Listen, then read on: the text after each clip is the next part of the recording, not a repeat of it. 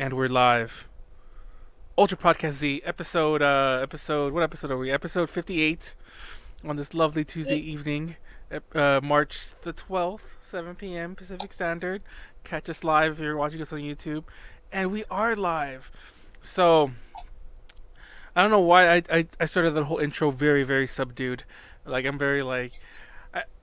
We're kind of driving. Yeah, we kind of are. Don't worry, guys. Don't worry, guys. I think I was at 3 minutes, like more than 5 minutes ago. Anyhow, as always, I'm Manuel, leader of AJ Connections, and the host of Ultra Podcast Z. And also, as always, I am joined by Konaru. Hi guys, my name is Konaru, also known as Smithy Kitty. I do idol stuff. I write some stuff for AJ Connections. I did the outline for this episode, so you can thank me for all the hard work, and Manuel does all the side stuff that we don't care about. But yeah. Nice to be here. Nice to be here, especially since I'm going somewhere tomorrow. Well, tomorrow. So I won't be here next week. Yep. I'm going somewhere tomorrow too, so I'll be here next week, but I'm going to be gone for at least, I guess it doesn't matter to anyone watching, but I'm going to be gone for a while myself as well. Anyway, real fast. You're going for a week. Huh? You're going for a week. Yeah. Real fast, we were supposed to have Jasmine on again. Last time it was supposed to be rescheduled this time because, honestly, I think we just forgot to tell her really until today. But what? Oh my god! Anyway, oh my god! I feel so bad now. I thought it was all like agreed on us. No, so we kind of messed up there again. Sorry. So for those who don't know what we're doing, last week we had a 48G overseas roundup special. Also, anyone watching on YouTube, first of all, the chat's open on Twitch. Feel free to chat with us. Whoever's sitting up in there, see a couple of you like sitting in there. Anyone on YouTube, feel free to comment, all that good stuff. Love reading your comments. There were a lot of comments on our podcast from last week. Like I said, it's the one on the overseas 48G. So part of that, because there was some stuff that we got wrong. And it's funny because even though they didn't really correct us on some things, I looked some things up like, oh man, we got a lot wrong, but either they didn't catch it or like they just didn't feel like it was worth pointing out. Also, there's a lot of stuff we left out, both like that we left out because of time, and because I just forgot to say a few points I had that actually aren't in the notes, so you'll be surprised, Konaru. But we're doing a BNK48 podcast solely. No MNL 48, no JKT, no so on. Even though if you look at our little graphy things like of who watched what, MNL has a huge spike at the end where we talked about them. Yeah. And also that's where we got a lot of comments. But JKT has a spike as well, even though I don't think anyone commented on them. BNK though, I assume that you guys are the ones who watched everything, because BNK like has a perfectly like almost like little jaggies, but almost a perfectly steady like bar that it almost matches at the very end. So it's like, oh, some people just watch the entire thing, and but there were a lot of BNK things that we wanted to add. So here we are. Maybe eventually we'll do another special on like every single 48 group, just like we're doing. Yeah, I definitely intend to do one on MNL very, very, well, not very, very soon, but like as soon as possible. And I personally I think we might like lump them together. I'm sure they'll love that if any fans watch it, but I want to lump together like Taipei and Shanghai, team SH and TP, just because not because they're both like quote unquote Chinese, because depending who you say, they're not China. You know, Taiwan's not China, all that stuff. But there's like there's so much little information about them that you might as well just like combine it in one podcast. And they were announced at the same time. Maybe we'll throw an SGO there as well, because they also have so little, and I don't want to look like we're just throwing TP and SH together like that. Anyway, so we got a lot of stuff we're going to talk about. We're going to talk about what is BNK48. Oh, by the way, we have an outline this time. Last time we kind of winged it a lot more, so this time we're going to stick more towards an actual outline. General outline that I created. Yep. So what is BNK48? We're going to talk about that for a bit. We're going to talk about the history. We're going to talk a little more about Girls Don't Cry. There's actually it's funny because I didn't want to rehash all of our Girls Don't Cry thing. That's a documentary, by the way. But there were couple points that I forgot to mention that I'm gonna definitely cover, and then we'll glance over that again. Some of our favorites, like our favorite songs, favorite members, favorite whatevers, and future predictions for BNK48. So, let's just jump into this. So, All right. what is BNK48, Wait, Konaru? What? I don't have the line. I don't have the outline up right now, but Oh, okay. I can give you. I can give you a good, like, from here type of description. So BNK48, also known as Bangkok 48, is one of the many AKB overseas sister groups based in Thailand, Bangkok, which I said earlier. Right now they have only 2 generations of members. They have 6 singles out. Other than that, yeah, they're in Bangkok. They sing Thai. What's their language? I'm so like brain Well, dead it would right still now, be Thai. Thai? Okay, yeah, they sing in Thai. They do all the AKB stuff, but in Thailand. It's funny you kind of mentioned that. Like, I was trolling on their Wikipedia earlier today, and actually not their Wikipedia, their what do you call that? The Wiki 48 Wiki. Oh, the Wiki 48. Yeah, which by the way I hate because it lists all of them by their proper names. Oh, I know, it's so hard. Like, I'm looking for music and I'm not having to, like, P-A, and I don't remember anything after that, and I'm like, oh no. And then I just go through, like, every single name until I know which one is music. It's not so much that, like, you know, that we don't know how to pronounce it, we can't spell them, but part of the problem is, even if we were willing to, like, you know, go by that, they don't really go by that. For example, like joining Jasmine's little spot down there, this little thing I got from the Facebook for Nink Music and Jib. They go by those names, you know, officially. So it's so awkward. I'm like, I mentioned this last week. I don't know what. Actually, I know it now. I know what music's name is. It's like Praew something. I'm not gonna try to pronounce it at all because I'm gonna screw it up. But so yeah, so. But they go by these names, and it's so hard to look it up. But anyway, I was looking up I much prefer their shortened like nicknames and everything. So I was looking up, their names, and I'm like, I was looking up Bangkok 48 in general because I remember like when I went to a long time ago, by the way, but when I traveled over there, which I have been, by the way, when I traveled over there, they mentioned that the name like. Tokyo's Tokyo, Los Angeles, Los Angeles. I can't think of any other really good examples off the top of my head. But Bangkok technically is called something else if you're there, or like it's known as something else, like colloquially, or if you're Thai. And I'm gonna mess this up. It's like Krung Thep or something like that, or I don't know how to say that at all. But anyways, I didn't know this. I went to go look that up. And just to see what it's called, Saigon's actually a perfect thing to talk about. I forgot about that too. Much like Saigon, that's Ho Chi Minh City. But like I was confused because I was like, Saigon. Wait, isn't that just Ho Chi Minh City? Yeah, so it's Ho Chi Minh City. That's actually an even better example. I think similarly, correct me if I'm wrong. I'm not Thai. I don't know many Thai people, but I'm pretty sure like especially if you're speaking in Thai, you wouldn't call it Bangkok. You probably refer to it as like the name, I can't, Krung Thep or however you say that properly. But what I didn't know was that city, that's a shortened version. I'm gonna offend someone by saying this, but that's like the music version. You know, by music I mean the nickname version. That's like the nickname version of it, because apparently, I'm not even gonna try. I don't know if anyone in the chat like can like rattle it all off top of the head. But it has the world's longest city name. It's in the Guinness World Records. It has like it goes for lines. And I'm like, oh my gosh! And that just blew my mind. Dude, For those that of makes you, me want to visit. That makes me want to go visit Thailand more. yeah. Like, that's pretty cool. And I literally found that out this afternoon, or I would have tried my hardest to like.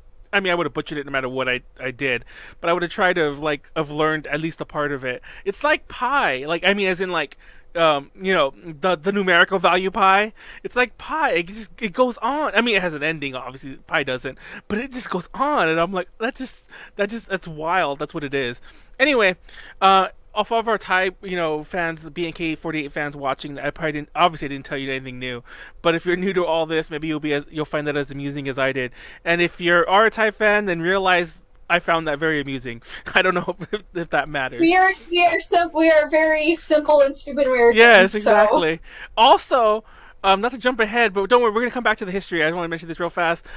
You can't mention BNK48. We're talking about Sherprong. And I was looking her up, and she was in this movie. Of course, I forget the name of it now. And it was directed by. Homestay. Huh? Homestay. Is that what it's called? Homestay. Yeah, and it's directed by the guy who directed Shutter, the Thai camera horror movie. There's a U.S. remake, and I was just my mind was getting blown by just looking at all these things. Anyway, let's cover some brief things about the history. So let's talk about their gens and their auditions and everything like that. So we have a couple things I want to talk about here. So let's talk about the first and second gen first. So the only members that are in the first and second gen are Thai, which will come up later. There's a reason why we're mentioning that. We're going to mention it later in the third gen. Not going to jump ahead, but I think there's a big difference between the first gen and second gen. Well, from what I've done so far, is that first gen was really heavily documented.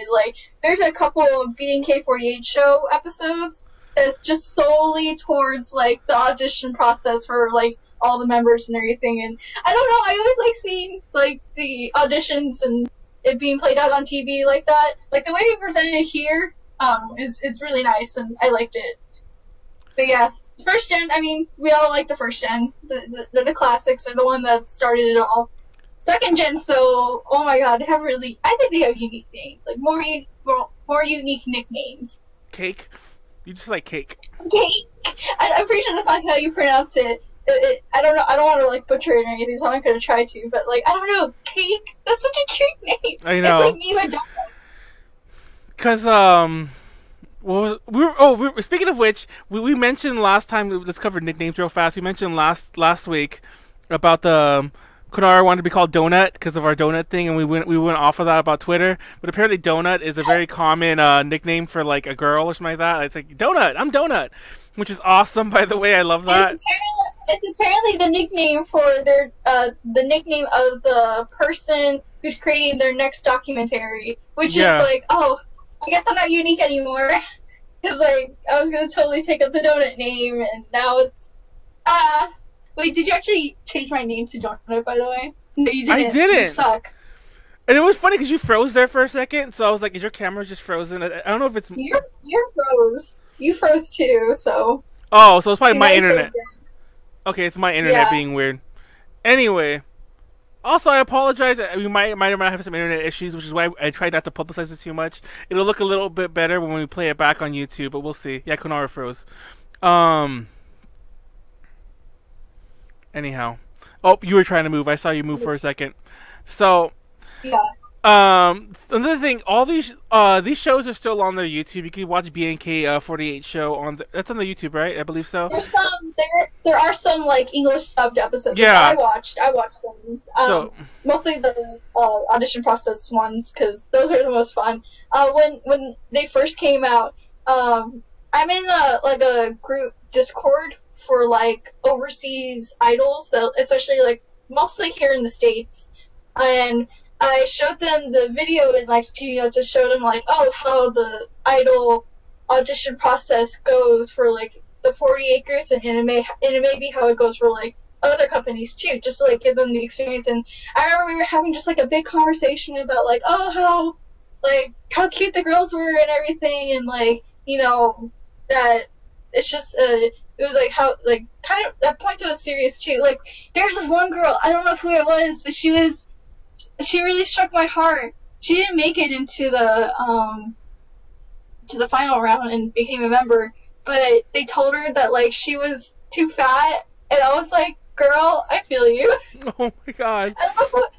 They were yeah, you need to work on your looks, and you're a little fat, but we really encourage you to come back if you can fix your looks, or something along those lines. And I was like, oh my god, me.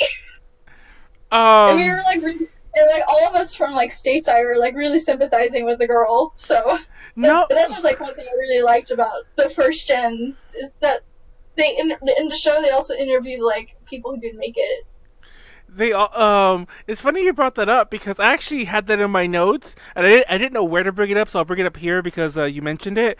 I was watching a few shows and I don't know if it was on AK. I forgot which show it was, but there was a few points where they were talking about them working out, and I know they mentioned it on Girls Don't Cry, but there was something else I was watching where it was about the workout routine and all this other stuff, and you can also see it in like the Shonichi video or the Shonichi, right? I think this shows a lot of like Yeah. them just working out, and I'm like, there seems to be a pretty big emphasis. Like maybe I'm just mistaking this by just I just happen to watch the right things. Okay, we're gonna discuss it later in for Sonichi, but I think I'm pretty sure Sonichi was like the official theme song for like the Thai World the World Cup for the Thai team.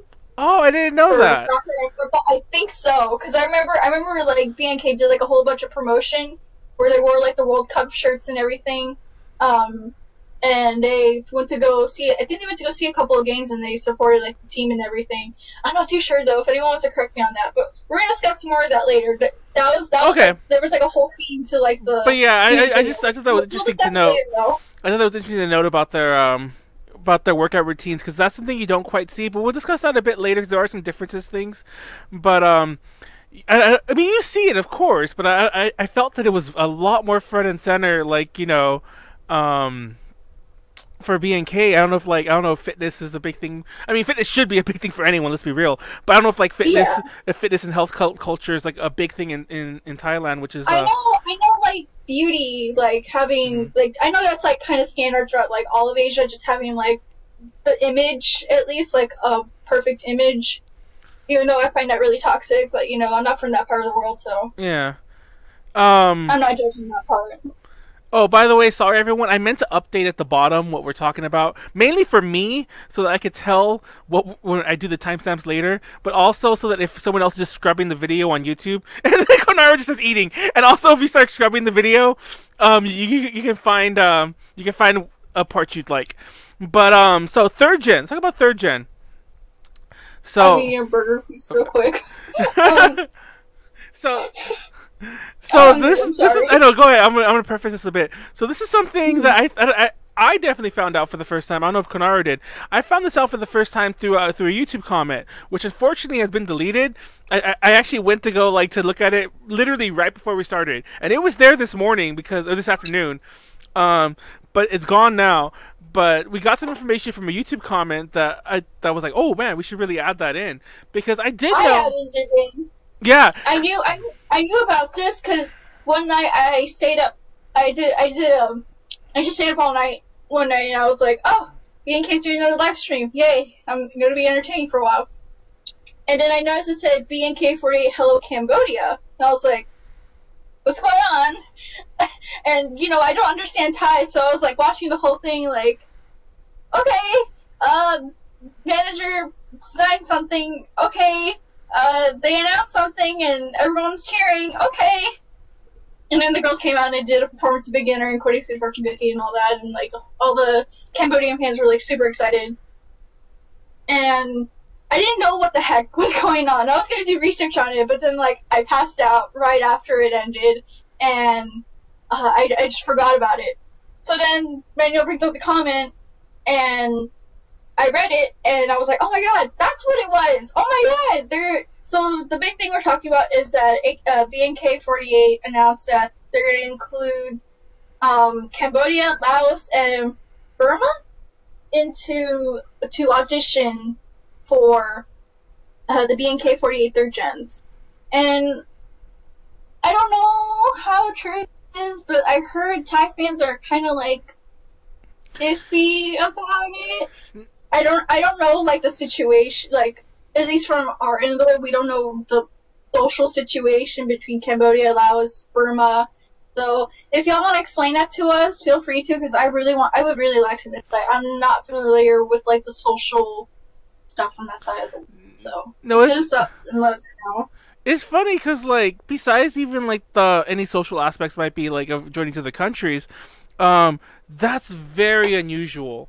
Um, Yeah, that's another thing too. Like having overseas auditions for an overseas Japanese group. Like it starts getting confusing at some points yeah, when you say because that. the comment we put on YouTube, I mean that we saw on YouTube, mentioned how a lot of some fans think it's weird that they'll be in BNK48, and I agree. It's like Mhm. um typically in Japan, I mean, obviously there's a lot of exceptions. There's a lot of exceptions, but the idea is these are regional at that. Like Mhm. like AKB48 is specifically like meant to be like the Tokyo one, Akihabara obviously, but the Tokyo one, and then there's ones for other regions of Japan. And even when you look at SNH48, I know they're not a thing anymore, but SNH48, their other groups are regional as well. Obviously, people like audition, then move or whatever if they get in, or they get transferred. Obviously, people get transferred. There are international transfers between these groups, but it strikes me as so odd to be so direct about looking for members from other countries. Um, obviously, It makes you wonder, like, what happened during like the yeah, second gen auditions to like make them consider this, or like you just wonder what influenced them. Like, was it because they want to reach out to like other countries and see potential talent?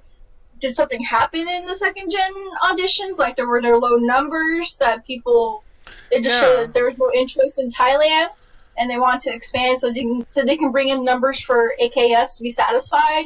It's a lot of factors that you can consider, and we don't really know an actual answer. But it's, for me, it's not really being worried more about like the social side of things. I'm just wondering what the heck's going on inside the company to be making a really huge, like, influential decision. You know? That said, I think it's fair and not really like offensive. I guess I don't know how else to put it to say that I don't see any of those countries having their own 48 group anyway. So Mm-hmm. unless some of them like banded together themselves, I guess for lack of a better way to describe it, banded together Like with themselves. China, like with SNH48. Yeah. So I don't understand how else it would work, but so maybe I don't know. I find like Konaru was saying, I find it questionable. I don't want to say questionable in a bad way, but I find it questionable for Like different reasons. questionable from like the management decision Yeah. side. Like it just Um. makes you wonder what went into this kind of decision. Like I personally I think it's cool because it gives people from an outside country an opportunity to like audition for like a major music group. Like who doesn't like that opportunity? I like it. I come from a foreign country and I would take an opportunity like that if I can do it. With some 48 groups in Japan, they actually do accept foreigners. Yeah. For example, Hirata Reina Nozawa from JKT48. I think that's all I can come up with right now. And then they also had they have a transfer members from JKT and BNK that went like a few months ago last year to do like a study, like what they call a study exchange, and they learned like some new skills and everything and performed at the AKB theater. So, I mean, in a way, from my perspective, I think it's pretty cool. I don't know the social side of it. Some people might not find it cool for any social reason. Management side, I can still see it questionable. Like, what actually, I just want to know what went into a big decision like this Yeah. to reach out to potential candidates in other countries and not just within your own country.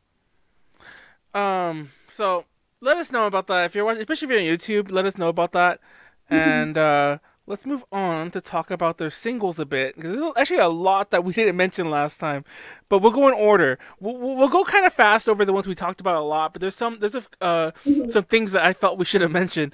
First is Aitakata, which of course that was the debut single, and music was the center of that. Now Yes. I've seen that MV, and I saw it again, like literally like the day before that podcast we did last week.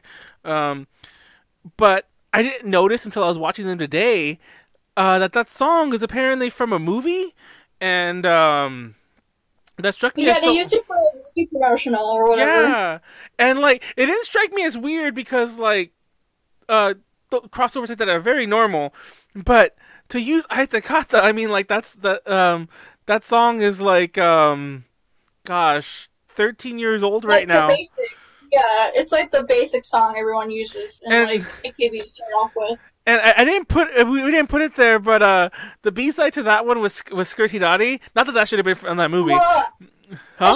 I should have put the B sides. I forgot to Yeah, put the B sides. but the B side to that one was Skirt Hidari, and that was and it was funny because I was trying to look at by the way, not to jump ahead too far, but I was trying to see like who some of my favorite members were and what singles they were on, and I was like, oh, they did Skirt Hidari because I never actually heard that single. I've heard, I didn't actually, I don't actually have any of their singles like to listen to, like I have them on Spotify. yeah, I was gonna say like I've heard them all online and stuff like that, and you could buy. I think if I'm not mistaken, you can buy them on iTunes like pretty easily. I just haven't taken the plunge like yet. I intend to. Definitely, I want to get some of these cover ones. But anyhow, so let's just move on from that one for a second and talk about Koisu the Fortune Cookie. Yeah. Oh That's yeah. a River album. Oh yeah, I forgot that is Skirt Hidari. Yeah. I want to hear their Skirt They have Hidari an version. album too. I forgot to mention that too. But Yeah. they have an album. It's just a collection of like all the songs up until like I think Kimura Melody. Yeah, but Yeah. so Koisu the Fortune Cookie is the next single, and that one has mobile. By the way, I think we're mispronouncing all these names except for We're music. mispronouncing them a lot. Like I know that someone corrected us on Poon. It's supposed to be Poon.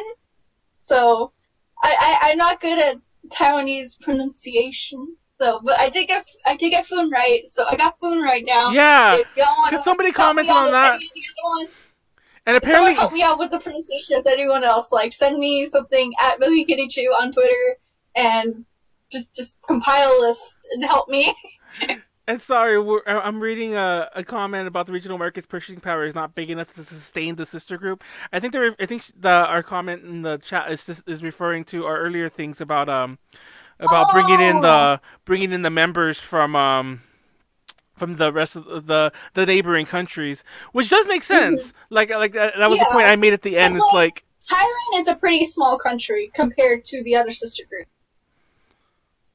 If uh, you really think about it. yeah, and it's one of those countries where a lot of it's like I saw once again. I was looking a lot about Bangkok earlier, like not even about BNK48, about Bangkok, and apparently like it houses a like almost a fifth of like of the nation's population is in that one city. Something like that, like a pretty high percentage. I think it's more like a sixth. But anyway, coming back to Koshiro. Also, corn is apparently pronounced like gorn. So I don't think it's meant to be Yeah. corn at all. It's like it just happens to be that like it just that's the whole point. I think some of these names just happen to sound like words that we know in English. No, they look like words that we Yeah. pronounce. That's the better way to put it. Yeah. But over there, it's pronounced something so different. Yeah.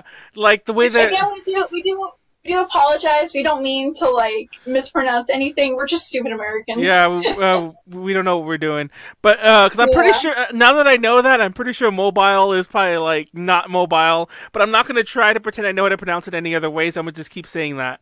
Anyways, they're the single. I mean, they're the single. She was the center. They're the center. I was going to say, by the way, they're the center. That single was huge. Now, it's funny because I watched that video again. Remember, I told you I hadn't actually seen it. So I watched it. I watched it actually that night, but I watched it again today.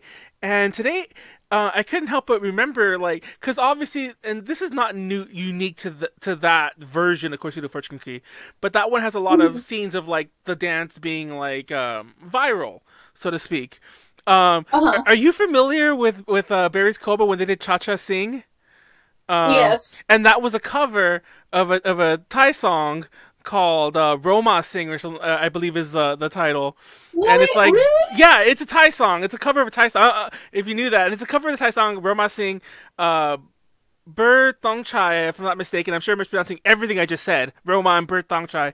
But the video to that reminded me a lot of that, and I was just like, because it has the same vibe. It's Thai, you know. And I'm curious because I know for a fact. Because I remember like there was a couple Thai Hollow Project fans who were like, "Oh, that was a huge hit years ago, obviously. Like this is years ago. This is years ago, even from that Japanese version. But was a couple years before that. So that was really loud drinking, by the way. But everyone heard that. But no. So Roma Singh, apparently that was a pretty big viral like dance, and I'm just curious whether Koichi the Friction Cookie was actually that viral. That said, we didn't talk about numbers. You don't have those written here either. I don't remember them off the top of my head, but I'm so bad in this section. What the heck? I know, but apparently, oh my god! Please somebody hit the internet. Okay, we're still here. Good. So apparently, if I'm not mistaken, that one, like, mind you, I'm gonna combine digital and physical sales because I don't think unless you're in Japan, physical doesn't really matter anymore. But apparently that sold like almost 1 million, or maybe sold over 1 million copies. If I'm once again, I wonder. I'm not saying that they're lying. I'm really not. But these numbers are clearly rounded because it's like how many copies sold. 250,000. How many copies sold? 400,000. Most other countries, if you ask, they have a very specific number. It's like how many copies sold? Like 412,327. Like I don't know. Like in the sound scan, I don't know if you guys know what sound scan is. It actually knows. Like it actually knows because it got scanned. So I don't know if those numbers just aren't released or if they're rounding up or down. But apparently, they sold almost 1 million copies, and that's amazing nonetheless. But yeah, that's like, I guess whether it was actually a viral hit or not, it was a huge song. And it's funny because once again, like I don't know if this information is really out there, if there's like some news articles I missed at the time, but once again, like trolling on some of their on the 48 Talk wiki or 48 Talk wiki, that's another podcast. Anyways, on the 48 wiki or their general wiki entry, there's references about like how like the first couple years they were losing tons of money. So apparently all those money things they mentioned in the documentary were very, very real, and I think we're not resolved until far more recent, like after the documentary was done. Anyhow, so Shonichi, that's the one you mentioned you think is the collaboration with the Thai football team for the World Cup, because they were wearing, because I think in the music video they were actually wearing the jerseys, but I know there's promotional pictures out there of them wearing like the World Cup like jerseys and everything, and then it was actually filmed like at one of their football stadiums. And yeah, because I actually just saw your note there right now that they did. And by the way, the center for that was double. It was music and Noe. Now, their first double center, by the way. Yeah. Now, actually, we'll get to that in a second. But so Shonichi, I saw that video again, like, and I was like, once again, I'd seen clips of it before, and I watched it obviously before the last podcast. I love that song, and it's funny because it's one of those songs that you don't really hear. Well, you hear them perform it a lot in concerts, I feel, but you don't hear it. Mm-hmm. Nobody really talks about Shonichi all that much. It's like one of those the staples that's always there. That's not really. It was never a single, obviously, so it's just interesting to hear it treated as such. But that workout ethic, that, you know, I guess that makes sense for that video. But I felt like watching that, I'm like, this is like a Rocky training montage, you know. And there's even the part where she runs up the stairs. Yeah, there's even the part where she runs up the stairs, and I was like, oh my god, this is a freaking Rocky training montage. Like the idol. This is like the idol version of that. Yeah. So I guess we move on from there, but that's interesting that they would do a sports collaboration like that. There's actually a lot of collaborations that they've done in general. Now that is kind of normal, but it's still like it speaks a lot to their mainstream marketability. Like, they done one with Samsung. They done one with like a car company. Oh, it's funny. They did one with Samsung, and it was for the Galaxy J8. And my phone is the J7. Now, fun fact, when I was trolling around I looked up the commercial, and I'm like, I kind of want to get a J8 now. and I'm like, hey, what the hell? And it wasn't so much because of them per se, but it was almost subliminal. Like, I just saw the commercial, I wanted one. I'm like, they were selling it too. And I'm like, I should upgrade my phone. And I'm like, oh my god, like, you know, Samsung's marketing's even working, like, you know, on me somehow. And I don't think any like none of my personal like true favorites were in the ad campaign, I believe. But still, I'm considering getting a J8 now because of that. Even though I think they're coming out with a newer phone still. That commercial was over a year ago, but or almost a year ago. It was last year, 2018 sometime. But anyway, so Kimi wa Melody is the next one. Now, not too much to say about that one that we already covered last week, but Noi was the center of that one, and that was the first one that had second gen members, if I'm not mistaken. Yes. So that was the first and second gen members. And fun fact, if you look at our bottom thing right there, we believe Jib is one of the second gen members, correct? Actually, I know she is, because I kind of Yes. I Yes, soft she is. memorized all their names from the first gen. Like I probably couldn't list them all to you, but if you gave me a list, I could pick them all out. But so yeah, Girls Don't Cry helped me learn all of the exactly. first gen members. And there's something I'll talk about that later on. But yeah, it's Keep On Melody. That was a good one. That was a song I mentioned this last time. That was a song that really got me into them in general. That like I know I'm jumping in late. They've already been at that point. They've already long had over a year. They're close to 2 years by that point. I think they are 2 years from that point from announcement. But the next one, I got into them like right away. No, I got into them right away. Like at Aitagata. See, I'm not that cool like you. I don't know. I mentioned that before. Like I just I was into other things that I think we were too busy focusing on some of the other auditions that were going a lot less nicely. Someone to confirm that yes, Sonichi is a national soccer promoted song. So thank you. I was somewhat right. So the next single is BNK48 Festival. Now I don't know why we didn't talk about this more. And I didn't know this until I was looking up all their singles. I even said, and you didn't correct me, Konaru, so I don't know if you didn't know or didn't hear that I said this, but I even said that I wish they had some original songs, and I didn't know they had one already. What do you mean? Isn't BNK Festival 48 Festival an original song? No. It's not. It's AKB. No, that's an AKB song. Where? It's an AKB festival. It is? Yes! Okay, so here we are on the podcast, like, everyone's gonna be like, well, I don't care, it's their original song, I'm saying it. No, I'm just kidding. I thought it was an original one. But... No, it's not an original. They got it from AKB. I didn't know that. Anyways, well, I guess I wasn't. I guess whatever article I read was wrong. Then I read that from an article, for the record. And also, I want to preface because I keep mentioning the wikis a lot. It's hard to get info outside of the wikis because not that much is in English. But I read that was the original song because it didn't list the Japanese writers. I didn't look it up on Wiki, to be honest. But anyway, I'll send you a link to the original AKB festival. Was that a single? No. Okay, well I think it was a B-side. Well, now I'm just really confused. Anyways, that's not the big important thing that we're gonna get at. This isn't after Shonichi's Kimi wa Melody. We said Kimi wa Melody. I think we kind of just glanced over that really fast. We talked about that last week, yeah, so we kind of just mentioned it, moved on. But what I want to talk more about AKB48 Festival is this was their Sousenkyo single, this was their pre-Sousenkyo single, as in this is the one you bought to vote. At least I think that's how it worked. Someone else correct me. I don't know. Okay.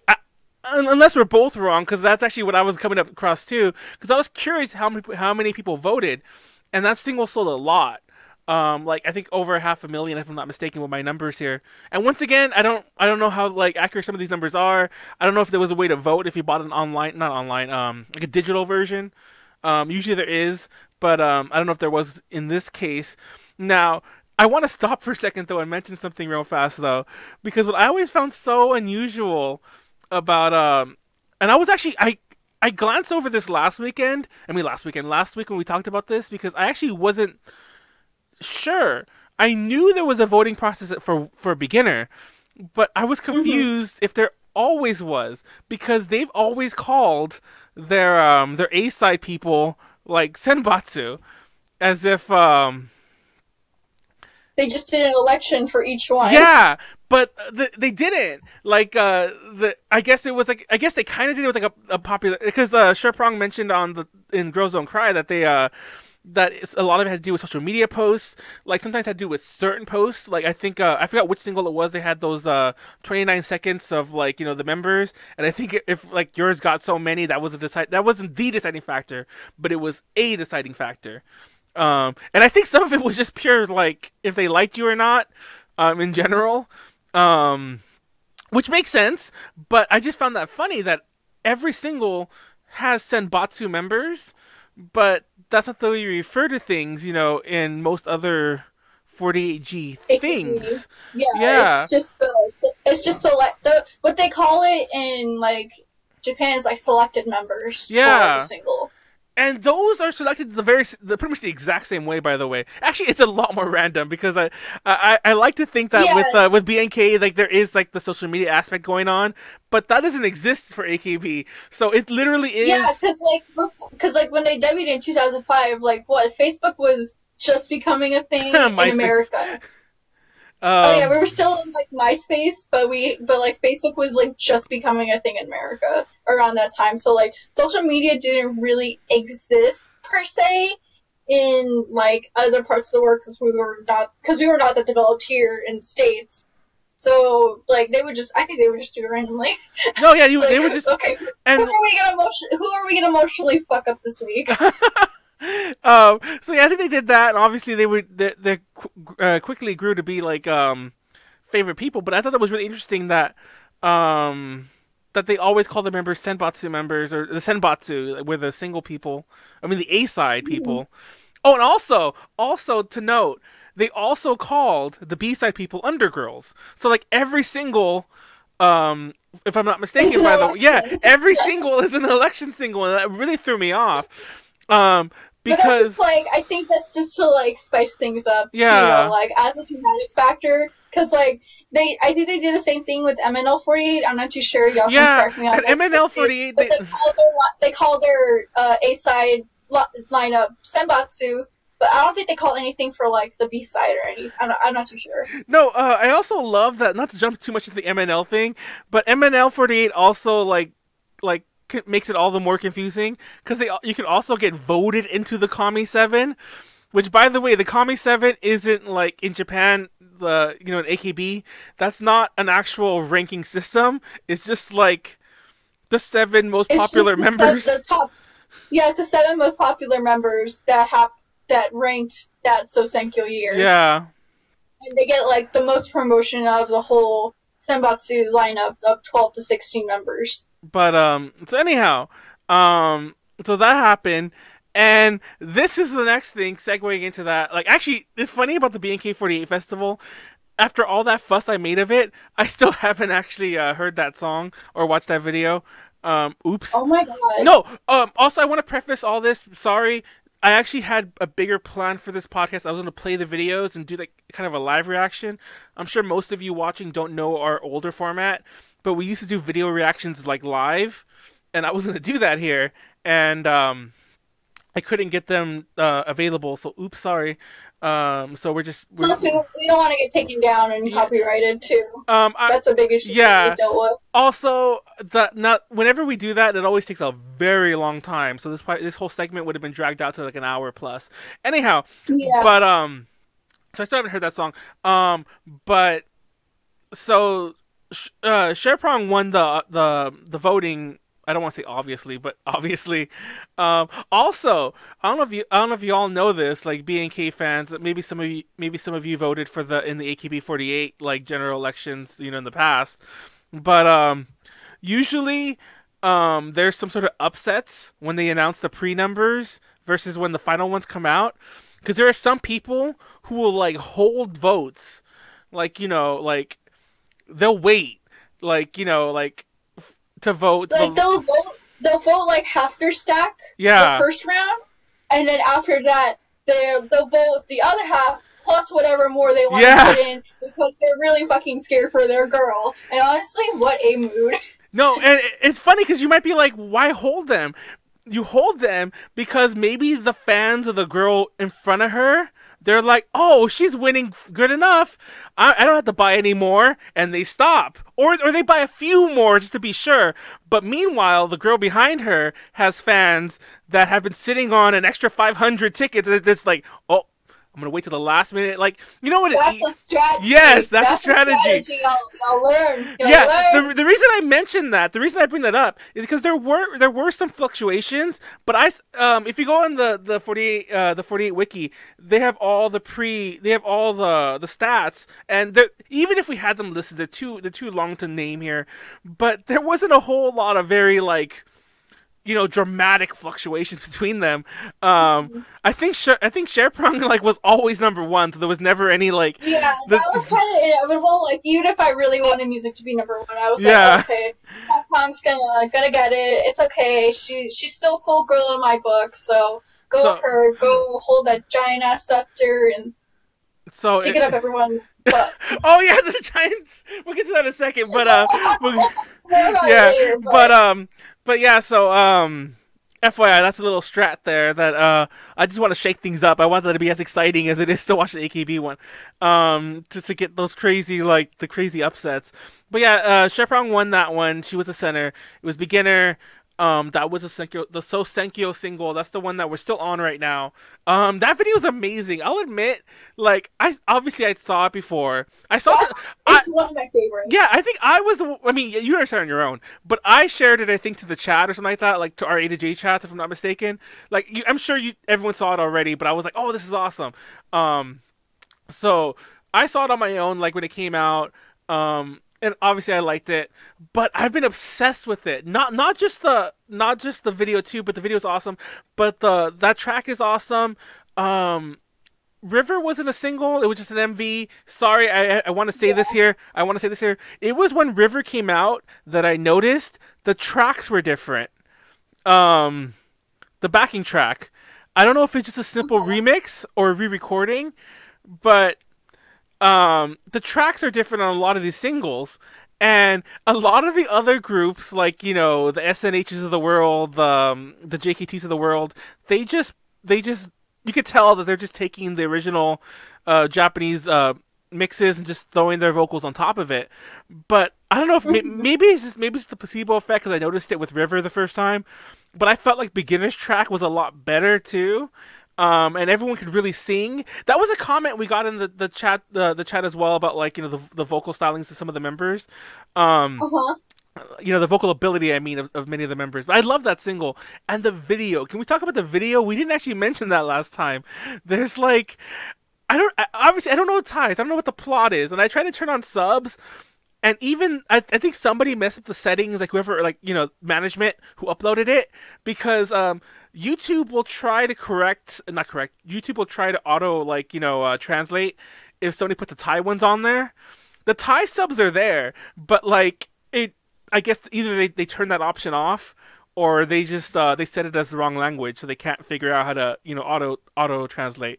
But I don't know what the plot is, but apparently there's, like, that villain guy with his gang or whatever. Yeah, villain, and they're, like, all fighting, and, like, it gets really climatic. Sherprong, it's, like, in the final battle mode with the guy. Yeah. I don't know if I can... This is totally spoilers, by the way, so stop listening. No, it's, like, I don't, like, hate or truly dislike Sherprong, that she's not my favorite, like, that much.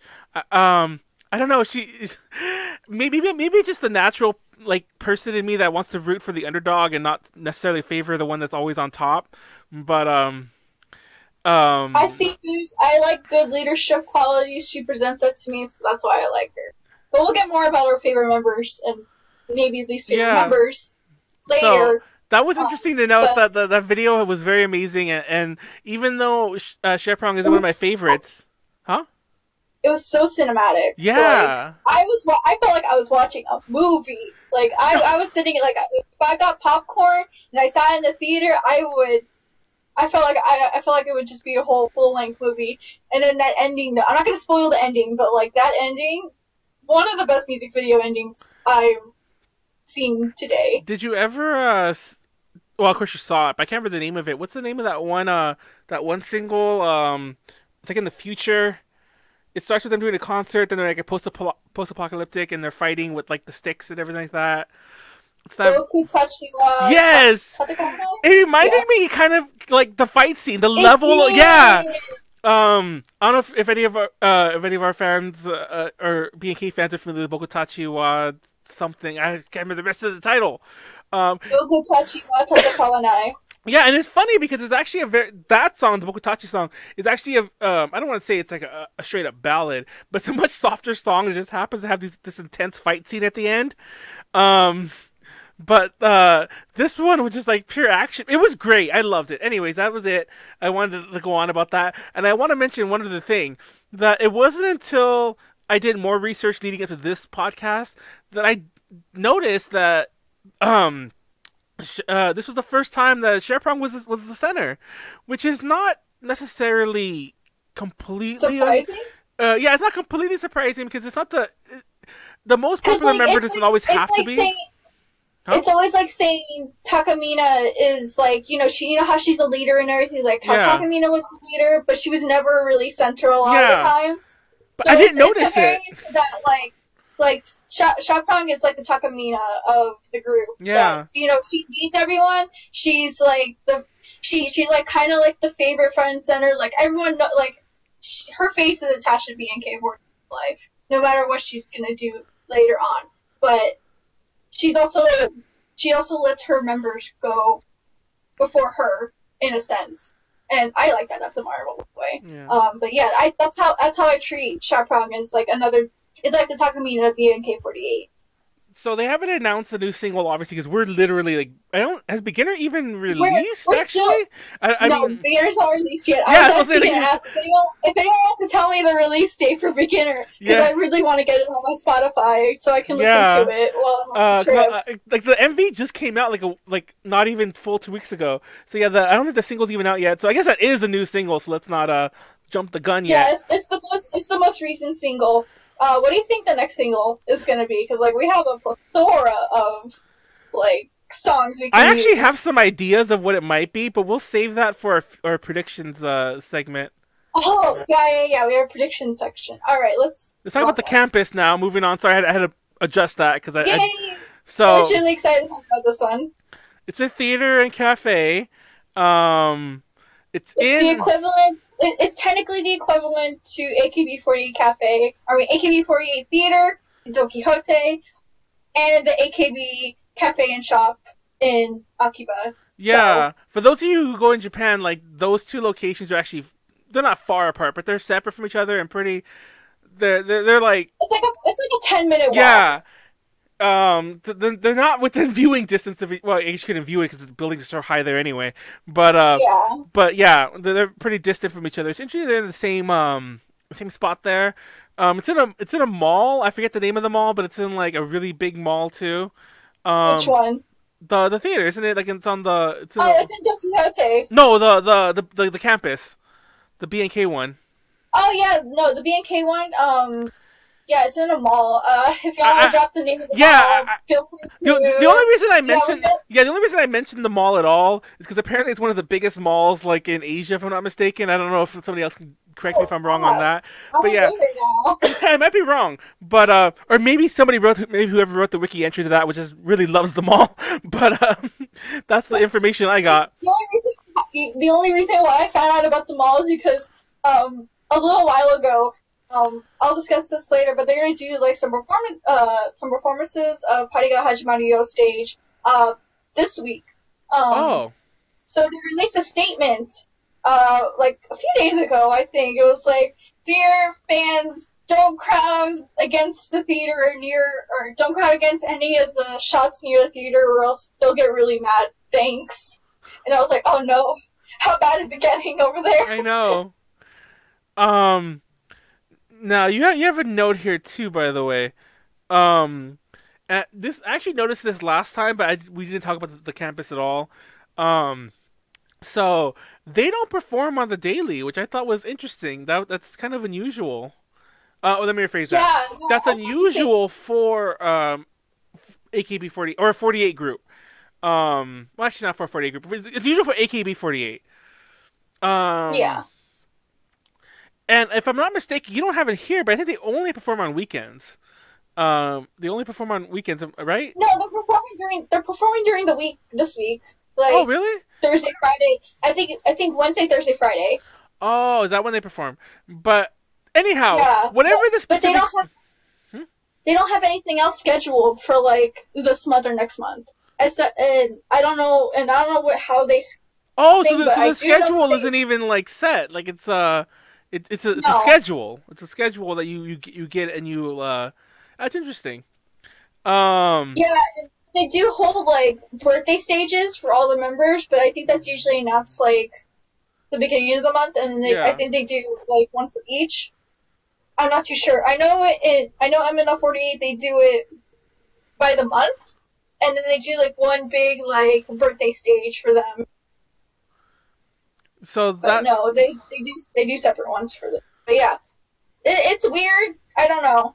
I like the campus. I like the way it looks, but how it operates is just like kind of unusual Yeah. compared to like the other 48 groups. Now, you have this in your notes. That I'm curious if anyone can tell us either in the chat on Twitch or like on YouTube. But I'm curious how they're like. I don't know how else to put it. Like their seniority system works, or if they even have one.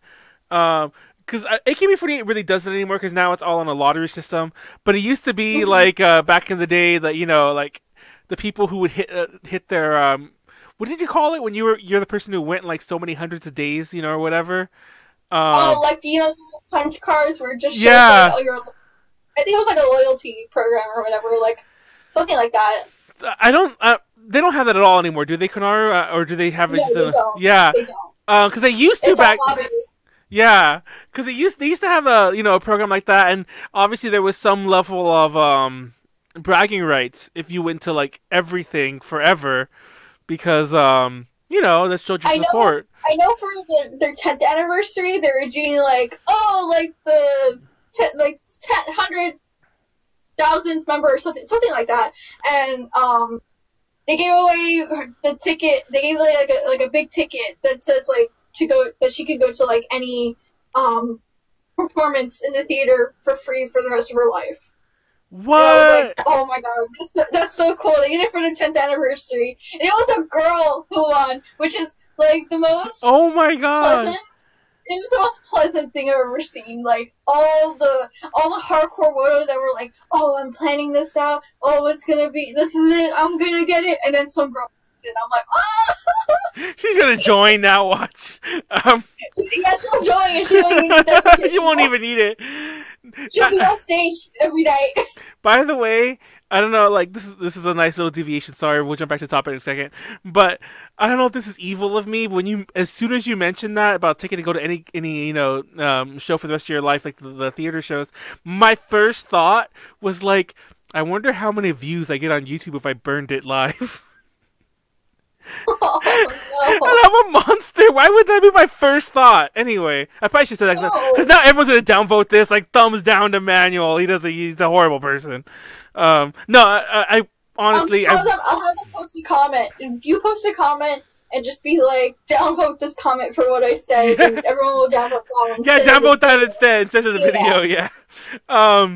Anyhow, but yeah, so the old birthday stages they don't have daily performances, which I think is interesting. I don't know. It's it it shows I don't know that how they're.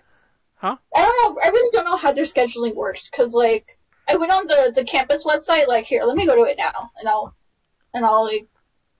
I don't know if I can share my screen. I wish I can. Oh, here it goes. So, we have some confirmation about there are only 51 members. Most of them are students.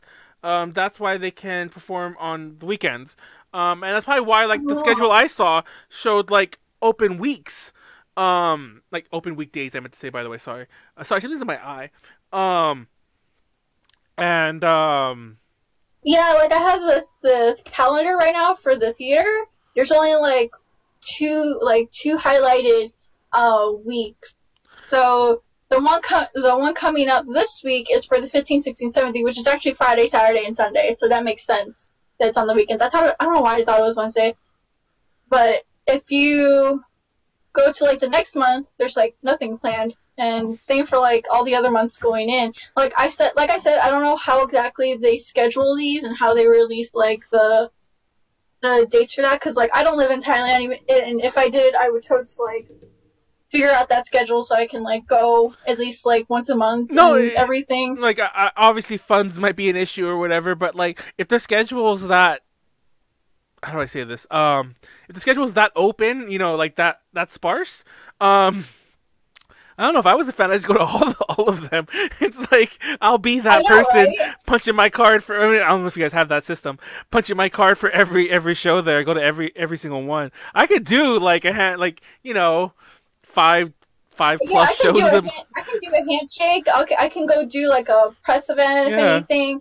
But like I want to go to the theater. Like if I ever go to Bangkok, I want to go to the campus and go see a show. Because, like, that, I don't know, that's what makes an AKB group. And it makes me sad that they don't at least do, like, a weekend performance each week. Yeah. But, you know, schools and such. There's probably nowhere else to put this, but I felt it was interesting to note that when they joined BNK48, these girls have a 6-year contract. And what always struck me as weird about that whole contract thing, and I'm only bringing this up here because I don't see where else I can put it in, and I forgot to say, this was a big point I want to say last year that I totally forgot to say this time. I want to say this time. What strikes me really as weird is how are the other members getting out of these contracts, unless like some of them are being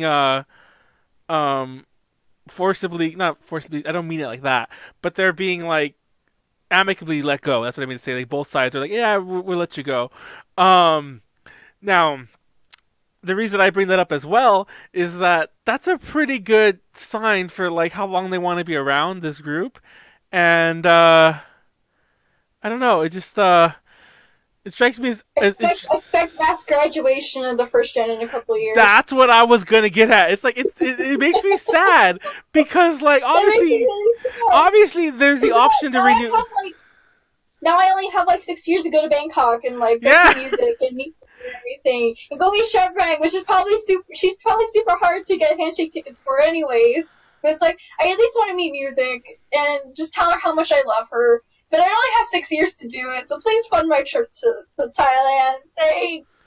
Also, actually, I'll see that for later on. But I just wanted to bring up that 6-year thing. I imagine, like, you know, what, 3.5, like 3 years, whatever the heck the time frame is from now. There's gonna be like a massive concert where, like, probably not all. Yeah, huh? We should have put that in like the first and the first part if you think about it. Probably not for all the members, but there'll probably be a mass graduation for maybe like 10 or something. You know, whoever's still left and whichever. Like, I doubt, unless she lives on her own, I doubt that they'll be eager to get rid of Sherprong or music right away. Unless, you know, I don't know, maybe they will. But I'm pretty sure the vast majority, not the vast majority, but a good chunk of them will be like, you know, peace. And I'm not saying that they kick them out. I mean, maybe they'd be like, oh, contract's up. We had a good time. I might want to go become a computer technician. I don't know what the heck. What other careers they would want to go into? Anyway, just interesting. Anyway, it's a nice topic. Yeah. So let's talk about. Let me update this real fast. I'm gonna just put Sousenkyo because I can tell you right now, Senbatsu Sousenkyo is not gonna fit. So Sousenkyo. So we mentioned it already. That it's different in that like they have a Senbatsu Sousenkyo. But I mentioned already that every single has a Senbatsu.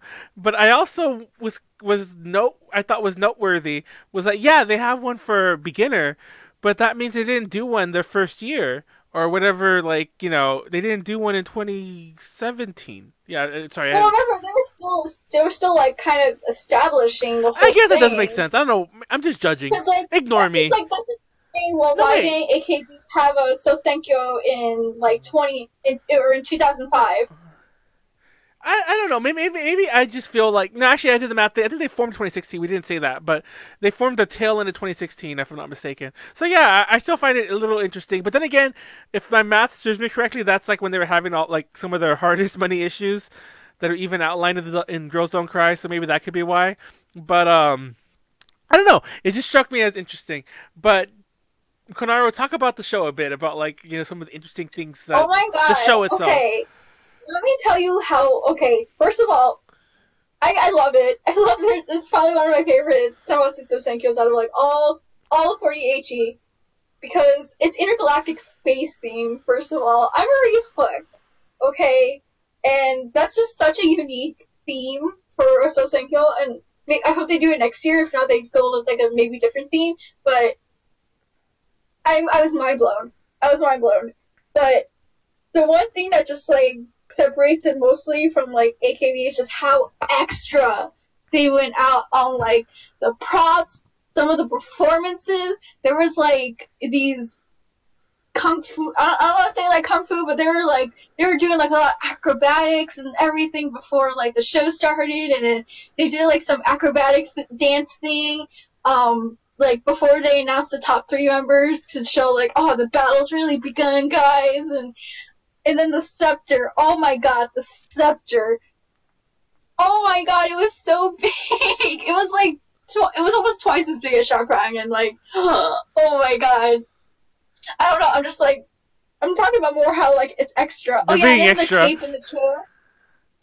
It's so extra, and I love it. Why can't AKB be like that? I want to see Yukirin or like whoever's gonna be queen next year. I want her to hold a scepter.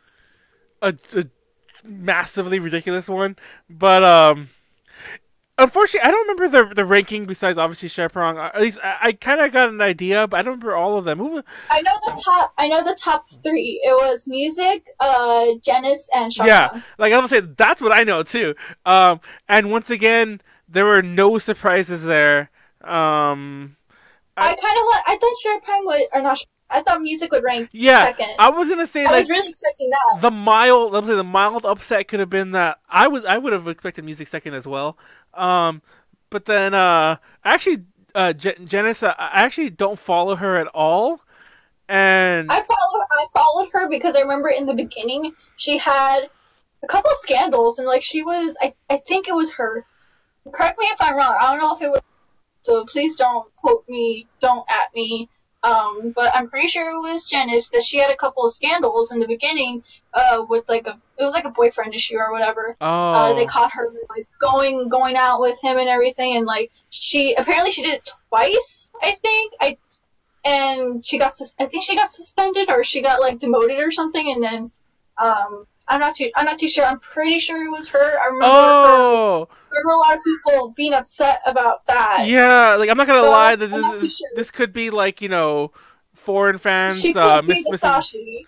Yeah, but these could be foreign fans misinterpreting things. But I remember hearing about that story too, and I think that now that you mentioned that, I completely forgot about that. But now that you mentioned that, yeah, I'm like that. I do remember hearing that story, which probably I never thought about it. Normally there'd be an announcement on BNK48 Facebook on Sunday. Their stage for the next weekend. Oh, okay. Oh, sorry, we read the chats about sense. about like what's happening there. Anyhow, major online sorry, I'm turning back to where we were. So, ranking wise, I guess like I said, Genesis was a mild surprise. But what I was gonna say is, even though I don't follow her, I did know she was popular, so it wasn't exactly a surprise that she ranked top 3, but she was. But over music? Higher. Yeah. I don't know. That's my big point. And then I was kind of sad with Izunarina's rank too. I forgot what she ranked. I know she ranked pretty. Oh no, she ranked low because she was in Undergirls. Because I remember seeing up one night for the beginner press conference, and they performed like all the A side. They performed the A side and the B side. And I remember seeing Izurina for Kimi no Koto ga Suzuki Dakara. And I was like, what? Why is she in there? What? Well, like this is a message. I forgot which single. I want to say it was Koisudo actually. If I'm not mistaken, like she wasn't in. She wasn't. Yeah, she wasn't. She wasn't in at the Gata, which is Yeah, like very and surprising I because don't. like she transferred to Yeah. BNK from AKB. Uh, I knew of her. We talked about this last week, but I knew of her in AKB. Like she's somebody who's always there, but I didn't like know of her like that well. But she's been there for a while, and I just find it like She was transferred like I think the day they announced like the announcements for like the new 48 overseas sister groups. rip. I'm pretty sure. If not, please correct me. Because like I remember she was announced way before they like announced like Also, they started doing like the auditions. Also, we So don't really have any notes for this, but if anyone knows, because I thought about this when I was watching Girls Don't Cry, how does that work for her? And there's another Japanese member, but I think that Japanese member might be like she might be um know enough Thai to get by. I didn't mean to rhyme there. Um, but Izurine, I assume, doesn't know any Thai, or at least I'm sure she has to by now. But yeah, I remember in the doc she said like, oh, it's very hard because like I can't. It's not my native language, so when I write out or when there's a new single and I have to do new lines and everything, she writes out like the pronunciation, like how it's pronounced and everything, and she works like twice as hard pronunciation wise compared to like the other members I'm and not gonna everything. lie, like I don't envy her at all because like I'm not trying to say that because I'm pretty sure that everyone always rags on English, how English makes no sense, and I'm not gonna really deny that. But just looking at some, I've seen some of it's looking at some of the song titles even. I'm like, oh man, that would be like so hard for somebody who's not like culturally able to to make sense of these syllables. It's like some of them are just they just sound very foreign to a foreign speaker. God forbid, like obviously, duh. But it just I don't envy your position. Anyway, we'll talk about some predictions. I'll tell you right now. You want to know my prediction for next Senbatsu, next Sousenkyo? I mean, Sharprong's gonna win again. Music is music is number Yeah, one. no, Music is number one. I think music might be number two. Um, I don't think honestly. Genesis needs to be number. I hope Genesis. Well, I'm not saying I hope, but don't take it the wrong way. But I really want music to be second. At least I'm move on. curious. I'm curious about what Genesis scandal might or might not have been because you did mention she could be the Sashi, so who knows? Um, that said, I'm still a little confused about the whole no dating thing because I'm obviously they have it. Obviously, it's a thing. I've never really seen it addressed so openly. Um, like even in Japan, they don't address it that openly. They're a lot more coy about it. Um, Mhm. but they addressed it pretty openly about the no boyfriend thing. I'm curious if that's ultra. I can't even talk. If that's also a cultural thing. I know I asked that last week, but nobody actually said anything. So I'm just repeating it here just in case. If there's a cultural thing behind that because I noticed on their Wikipedia once again. English sources on the Wikipedia. I can only assume this was probably like an English-speaking Thai fan who probably wrote it. But there was a segment at the bottom about like their roles in like societies, like oh they're meant to be role models. There was a Mhm. reference there's a reference by the way about Thai society and being role models. So I'm just curious if these kind of wholesome type images persist throughout Southeast Asia in general because I actually don't know. And by Southeast Asia, I mean like Southeast Asia, like Thailand, Cambodia, all these areas. I know they're all the same culturally. They're very diverse, but I'm always interested to know these kind of things in general. I'll pick them up one at a time. Anyhow, we don't have it here, but I wanted to talk about like their involvement in AKB48's Soseki Oh Senbatsu. yeah. Uh, I should have listed that there. I'm I, so bad at this outline. I was like praising myself for even writing one in the I, first place. I looked it up because I was curious, and I should have said it because I think I thought I remember Sherprong being 39 because I watched it with Konaru and Molly, but when I joined in, I think you guys were already watching it. When I joined in, we were already in the 40s, something like that. So I don't think I saw music with you. I would kind of keep glancing over, and I'm like, oh, music plays. She was like 70 something. Um, Hmm. But yeah, I think Shaprong did 39. That's I was there when I saw her place as well. Um, Yeah, so music was ranked 72 and Shao was ranked 39. yeah, and it was funny because How do I know that? How do I know that? Because I posted it on Instagram. oh my god, it's Because I was funny. like, yes, girl. It's funny because I don't know why. Like I don't remember anyone else's numbers really. Like I remember like uh Takashi Jury was like 11 if I'm not mistaken or 9. And the only reason I say that because she's in the news lately. That's a topic for another podcast, but she's in the news like again. And of course, what's her face? Jurina was 1 and so on. But I remembered like I'm like of all the people I kept remembering Sherprong being 39, which would make her a future girl? No. What's after future girl? Wait. The girl. Huh? No, it's Senbatsu Undergirl's future next. She's next. I think so. Yeah, and then I forgot what the heck the poor music is 2 more ranks down, so I don't know what comes after. They had a special one, I think, and then it was like upcoming or something like that. I think she's upcoming girls. I'm sure if you look it up. Yeah, because they added like a thing where they start from like 100 now and then they go down. So I think she was an upcoming girl or something like that. If I'm not mistaken, is what they called the ranking that music was in. So anyway, I just want to throw that out there. I think it's more interesting to know where they'll be because I actually didn't know this. That there was a lot more voting. I mean, let me phrase that. There were a lot more members, and I think it was like pretty much most of like many of them who joined the AKB48 Sousenkyo. I didn't realize that. I thought it was just like the Sherprongs and the musics of BNK, but most of the members did. They just didn't place. That said, I don't know if I'm like jumping the gun here, but I really think next Sousenkyo, AKB by the way, next AKB Sousenkyo, I'd be very surprised if Sherprong wasn't in Undergirls. That's my one big prediction. Yeah. And honestly, I would have if they go for the. I low key want to see Shaw Prime rank Senbatsu. Yeah, don't like. I would love to see that too, for the record. But being realistic, I don't see that happening. Sorry, I don't know. Like I don't know.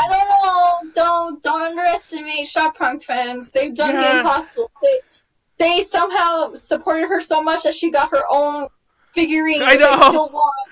Please hook me up if you can. Like I have the money. Please just get it to me and ship it to me, and I will do the rest. Thank you. But yeah. So that's my big prediction for Senpai. It's hard to pick BNK because I feel like 2 things. One, I don't really have the on the ground feel of that, but I think it's easier to hit. There's a lot more fluctuations with the AKB one as well. Also, that aside. I would imagine music would be a lot higher. Maybe she'd be a next girls next year, something like that. But more so than music or Shaprong, I think that we might see maybe 4 or 5 members in Senbatsu. Not Senbatsu, but like in ranking. That's I don't know, like because it gets a little more difficult because I'm pretty sure by the time next year rolls around, the other groups will be far more established. And MNL48 will probably be throwing their hat in there, like in a strong way, and so we'll see. But I still stand by what I say about Shaprong. At the very least, I would eat my hat if she is not like Undergirls next year. That's my prediction. I will buy it. Will you eat your hat on the next podcast after that? Yes, I will eat my hat. I will get a hat and eat it. I will probably be very sick. So no one's gonna vote for her now just to make me eat my hat. Or you could.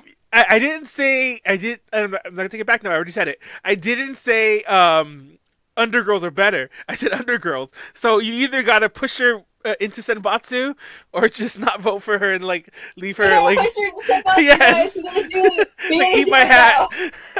Anyway, gotta remember that one. It's hard to vote from Thai. I like once again.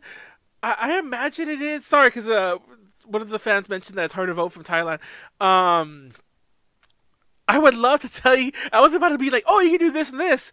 But I'll admit it's kind of hard even to vote from the U.S.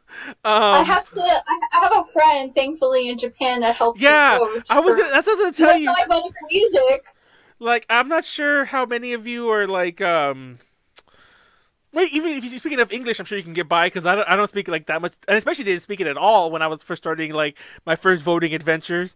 Just reach out to fans, and even if you're not voting for their favorites, I assure you, like the camaraderie of like the fandoms, somebody will help you out in some way, and that's how most of us do it. We have friends in Japan or like friends of friends, like something like that, and that friend will give us the tickets, like or the tickets, but like the codes to like the voting thingies, um, and then we vote from there. And a lot of times we never see the CDs. We just like either they don't exist or they end up in those mystic piles of like of trash that you see that like whenever you Google like AKB48 CDs. Um, but yeah, so that would be the best way to vote is to make friends with someone in Japan who will buy it. Once again, I'm not sure how like things like payment systems work because like I don't know, Mhm. I just don't know. But like typically you would you could do like PayPal or something like that. I assume PayPal has to be like in Thailand or I shouldn't assume that because freaking PayPal is everywhere. It's more a knock on PayPal than me trying to say anything about Thailand, by the way. Um, Anyway, but that's my advice there, is to make a friend. Because even then, I was about to say, like, it's hard to do anything else but that, or to fly there yourself or something, or all of you band together and send one of your one of your friends over with like all your guys' money, somebody you trust, hopefully, and they'll just buy and distribute all the codes, or the voting tickets as they were. But If I honestly, if I lived in Japan, I would totes like help people like yeah, get like, code. and I'll be like, I forgot which one. I think I want to say it was 2014, 2015. I don't even remember who it was, and that's the sad thing. But I bought 10 votes, and I remember like thinking how ridiculous, not ridiculous, because I didn't regret it, but I remember thinking how like what a big thing that was. Oh my god, I bought 10, and I was so excited for myself. And this is before I knew like many fans. Like it was just me and like my little circle of people who even knew who AKB were bought 1 to 5, and I'm the one who bought 10. But then I met people who bought 50, who bought 100, and obviously even those are kind of rookie numbers. Someone said, Sharpunk said she may not apply for Sousenkyo Oh, next year. What? may- That's gonna be spicy. that would be spicy. That's gonna be really spicy. I wonder if I Music for number one. Music number one. uh, that would be weird if she did it. Um, because like I said, like I like speaking also I should say this, like obviously I don't speak for the fandom, but speaking for like somebody who at the time didn't know anything about BNK really, because I want to say Kimi Wa Melody might have just come out, or it was around that time, somewhere circa that. So like, and that was pretty much when I really knew about them. So I knew little about them, and even if I knew to like vote and or like cheer for Chaprong, if you want to get some more representation in there, I'm all about representation or whatever. So even I knew. So I think I think that would be she would be doing herself a disservice. I think she could really put herself out there really well. I don't know, but then again, I can't really speak for her because maybe she doesn't want to like to bother with it. A lot of domestic, by domestic I mean Japanese. A lot of domestic members don't even submit or join either. So I don't know. It is what it is. Anyway, He, let's talk about their online presence. We'll put online. dude, this is like the best part about them because they're so accessible no matter like where you are in the world, or like if you can even like afford to go to like one of their events, they still have like very good online presence. A lot of the members live stream. They have like an app. Um the official like Facebook or like Instagram or whatever, they do lives of like press conferences and like all this stuff, and it's like I don't know, I've never felt like so connected and with a 48 group, because like AKB doesn't do that unless Yeah, it's like Sousenkyo or Ken. Other than they don't do like press releases or anything like that. They don't do live streams. Except it's for like showroom. That's the best you're gonna get is showroom from and a 48 group. and it's funny because like in terms of sales, they're not actually like that far behind like some of your. They're definitely really high for sister groups, but they're not that far. they're not that far behind your average AKB48 group. Sure, they're not like, you know, they're hitting about half or less than half of those figures, but less than half of like one of the biggest selling people like in Asia is still punching pretty high. It's like I'm just like I find that so amazing. Somebody so like big is still so accessible as far as, you know, getting to know them via social media. That's amazing. Hmm. I was Yeah, and then, oh, go ahead. and then they also have Instagram too. I Yeah. like their Instagram, and I don't know. I actually really like that they have Instagram, and they're doing a really good job. They have a lot of followers. I was like, oh my god, No, surprised at how I was what? surprised to find out that they, because I was looking up, when I was trying to find that picture for Nink earlier, not this one, but I was trying to find a picture of just Nink. We compromised, by the way, because we found one that had Nink and music, but I was looking for Nink, and I was like, oh, she has her own Facebook. Like I'm pretty sure she doesn't manage that. Well, who knows? Maybe she does. I don't know. But she has her own Facebook, and I'm like, so I liked it, and I'm like, and it's official. And then of course when you like something on Facebook, it shows you a couple of things you might like here and there. And I'm like, oh my god, Mhm. they all have their own Facebooks. Like mind you, obviously somebody pointed out earlier there's only 51 members, so that's not a crap ton of like social media accounts, but that's still like so unusual.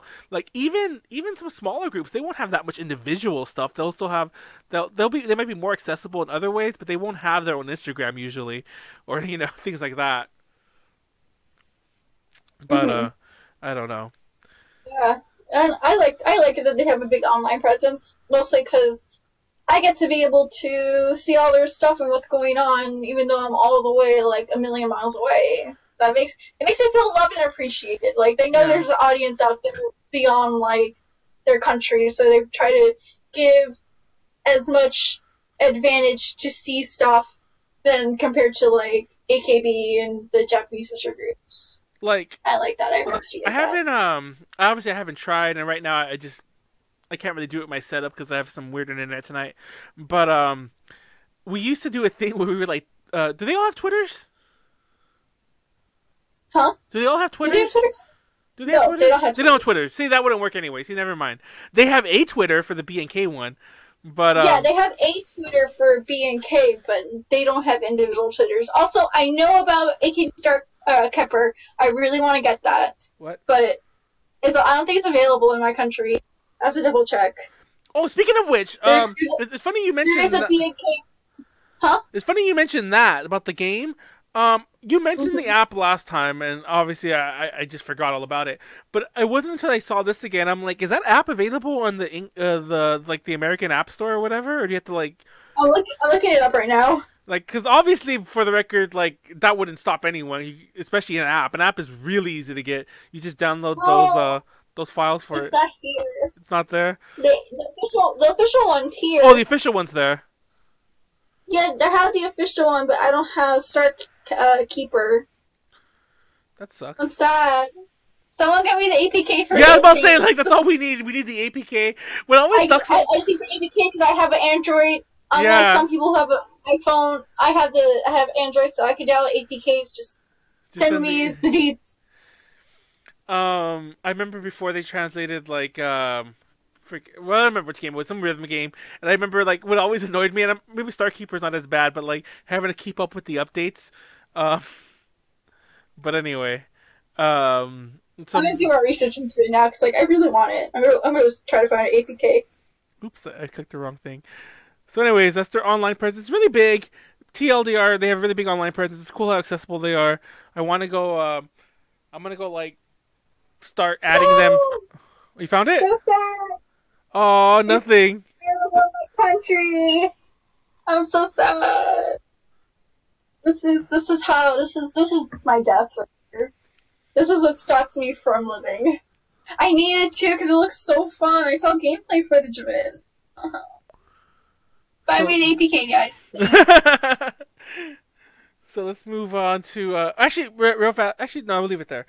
Um, because we kind of mentioned the online stuff a lot already. That it's just crazy, and that's pretty much all we had to say about that. But girls don't cry. It's funny because I'm sorry, my fingers are on the wrong thing entirely. I don't know how everyone. I don't know how. It's actually a really weird topic. I don't know how like a Thai keyboard looks, and I've always wondered about that kind of thing because I've seen like a Japanese keyboard that types like in kana, but I don't know how a Thai keyboard works. Um, but like I don't know if you guys do the same thing. I'm pretty sure it has to be something similar. There's a home row. Um, but like right, what was happening there was my home row was I was one key over, which is why I was typing everything. I typed that entirely weird for a second. And it's also dark. Like I don't have a lit keyboard. My laptop does, but this one isn't, so I can't really see where I'm putting my hands. Anyway, so girls don't cry. So it's funny because I didn't think we'd have. I almost felt like I don't want to talk about that like the whole hour like we did last time, but we actually used up a lot of our time not talking about it. So we'll just go over it real fast. Some things I didn't mention, maybe Konaru didn't mention. Um, so I don't want to. I don't want to mention girls don't cry and move on. But Yeah. but there is a second documentary though, real fast, that's coming out soon. I think it's actually. I think they might be coming out. I don't know the release date, but I think it's coming out like this summer or something like that, or like this, like May or something like that. I forget what the name of it is top of my head. I don't know if you just said it right I now. forgot it too. I was trying to make my heart so good. I was like, BNK48 next documentary. Yeah. And it just brought me up, like, Girls Don't Cry. And I'm like, I want to know what's the next one. I keep forgetting the name of it. And I went through my Twitter, see if I can find something too. And I didn't come up with anything. And I was so sad. I was like, oh no, I'm gonna look like an idiot, not remembering the name, but it's okay. All I know is that my donut nickname that I gave myself is apparently the nickname of the next director of the documentary. So I was like, yeah. I guess my donut name is not that unique anymore. Is that BNK48. does that mean it's directed by a woman, or does this happen to be a guy named Donut? I'm remembering that too. If their nickname is Donut, like, I mean, both. I mean, either one's cool, especially But I'm just curious. I'm like, I actually, because I saw the name, and I apologize, but like, I don't see. I'm sure like any language is probably like a very obvious like gender tell by like by the name itself, but I don't know what they are. It's like I saw the name, like not just donut, but I saw the real name there, and I'm like, oh, I can't tell by that name. And I'm just curious, because if it is someone named Donut, then me and Konaru have to fight for that nickname because I want to be Donut too. I'm just saying. No, but then again, I don't. War between like me and like a whole bunch of Thai girls. I know, named Donut. Anyway. No, I'm kind of kidding there. I don't know. Anyway, but yeah, there was that document. There was just so much to unpack there. Now it's funny what Konaru mentioned about learning the names. I actually when I watched it the first time, I wasn't like paying a whole lot of close attention to it. Not like I was watching it, but there are parts when like obviously they name the first time you see them they give you their name. And it was kind of broken up into segments. And when they were mentioned in the next segment, they would show you the name. But they didn't show you the name all the time. So, I was getting a little confused too. I rewatched it the second time. Now I know like the first gen. First gen names. So the second time I kept having to go like every so often. I'm like, oh, what was her name? And I would like scrub back the video to when they showed it, and I'm like, oh, okay.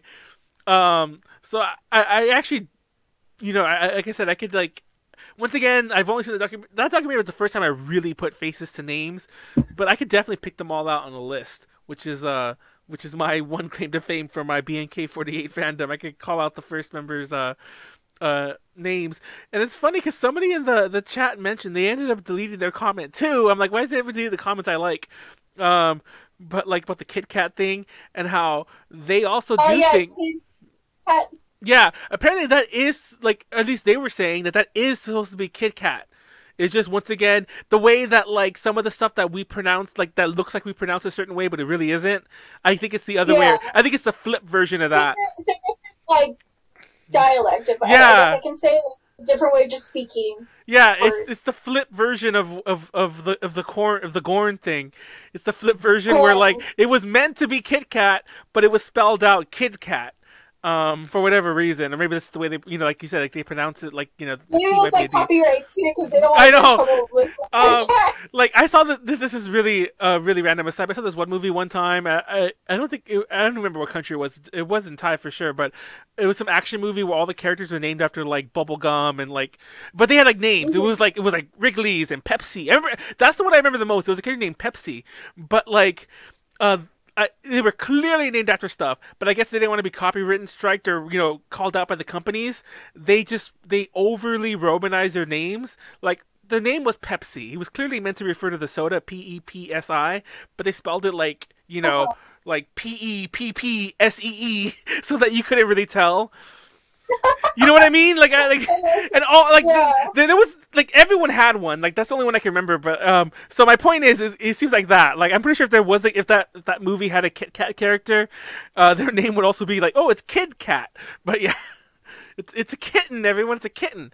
Anyway, um, so yeah, that's about that. Still an awesome documentary. I don't know if anyone in our chat really cares about this per se. Maybe, hopefully, you become fans of us anyway. But it apparently inspired one of our friends. We have kind of a local idol scene in the U.S. Like like Konaru is obviously partaking in a lot of it, and several, like I think just about all of our female co-hosts in the past have taken part in it as well. In the scene, I mean to say, and apparently this documentary inspired one of our like-minded idol friends to get back into doing idol stuff, and I'm like, oh wow, that was interesting. It's just a very insightful Yeah, like documentary all into like the idol industry, especially outside of Japan, and just how like the behavioral aspects of everyone, and just like how everything is internally in a such a big group from the members' perspective, and not like a management perspective or anything like that. So yeah, I don't know. It's just a really refreshing view. Like if y'all, I did a review on it. I'm pretty sure that's how y'all even know about our podcast in the first place, because I kept promoting it. But if y'all want to read the review, I do mention that it's one of the very few like idol documentaries that talks strictly to the members and asks for their like viewpoints throughout the whole thing without it having any like conflicting or like weird subliminal stuff and trying to make you feel uncomfortable. It just is what it is, and and it's so nice. it's funny you mentioned that the make you feel uncomfortable thing, because once again, there's a note on the Wikipedia page. I don't want to I don't want to be that student that everyone talks crap about when you're in college. Or this, I don't know if this exists in Thailand, by the way, but there's always like that stigma if you're like studying in college to like not use Wikipedia as a source. But here I am. I've said it like 20 times, but but actually it might have been the 48 wiki. It doesn't matter. Any one of the wikis, there was a note about like how they're like, oh, like basically this type of idol group, of like younger females followed by older males isn't really as culturally accepted. And I'm like, is it? And I'm just curious what everyone else is thinking about that. Um, Now, obviously, we're not the judgy type here, but I'm just curious what everyone else's views on that point is. And it might be a little skewed because obviously, like the non-fans aren't going to watch or even find us, I'm sure. But I'm just curious. So let us know about that if especially if you're on YouTube, you want to like drop us a really huge ad about that. Um, but besides that, I think we pretty much had our fill. I mean, not our fill of it. I actually kind of want to watch it again, but I think we've already said our fill on the documentary. I meant to say, real fast, Yeah, real fast. I downloaded. Huh? Or what? Go ahead. You What? downloaded what? Okay, I was gonna download since they have it on Netflix, I was gonna download it on like the app. So I take it, watch it on the plane. I was gonna show it to my boyfriend. I was gonna like relay it back to y'all like his reaction. His reaction. That's scary. Cause I don't know, that'd be fun. That'd be good. I was gonna say at the end of the documentary, there's a part where gosh, I asked everyone what her name was last week, and I'm like, oh yeah, it's her. And now when I'm about to say her again, I forget her name. The girl with the glasses, the one she had glasses. Well, I don't know. I think she always has them, but she had them in the documentary. And everybody's like, oh, that's Nam Sai, right? Actually, I think I remembered that on my own. Anyway, correct me if I'm wrong, because I'm probably wrong. But I think it was Namsai.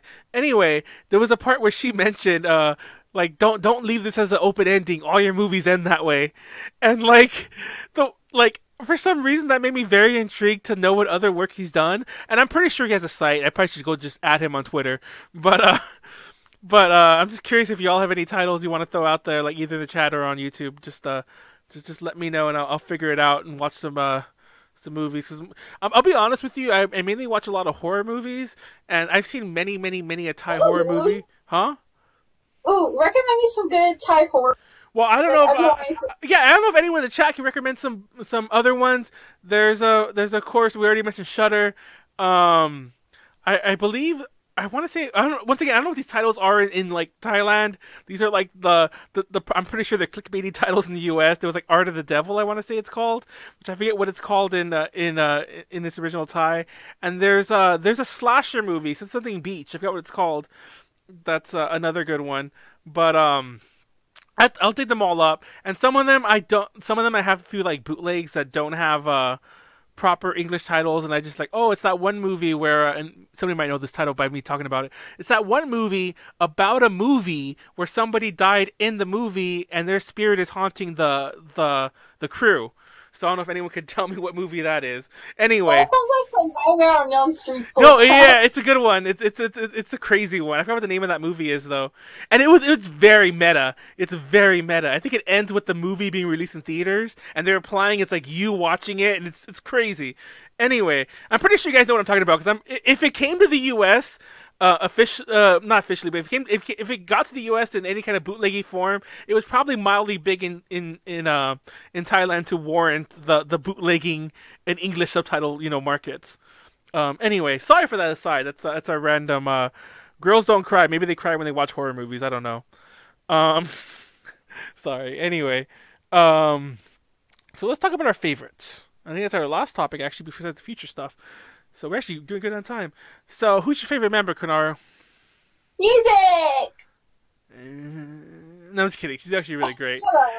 She's actually good too.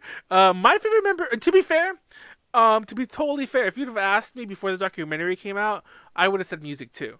But my favorite member is Nick now. Like I kind of been like, as one does when they get a favorite member, I've been like going through like her back stuff and like I've been like trolling through her Insta and crawling around the internet finding like sub videos of her on YouTube or whatnot, and going through her like segments like on the BNK48 show.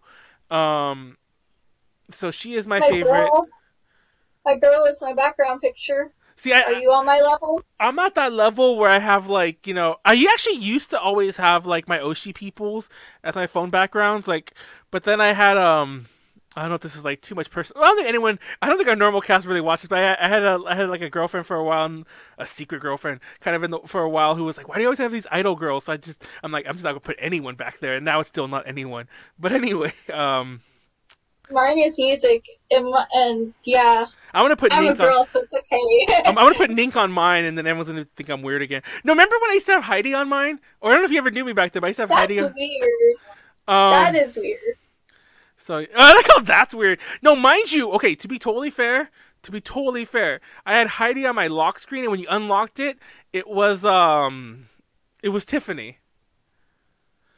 So I don't know if that still makes it weirder, or like, or less weird, or just still weird. But anyway, and by the way, for those of you who don't know who the heck I'm talking about, those are our friends. Yeah. Who I don't. Okay, for the record, I don't see Nink that way either. But it's still like I don't see the friends that way. Definitely. God, Konaru, this is a judgment-free zone. No, I'm judging you. Just because it's you, not because of what you like. Anyway, I'm gonna put Heidi on my background again. I'm gonna go see Heidi like this week. She's like, "Why am I on your phone?"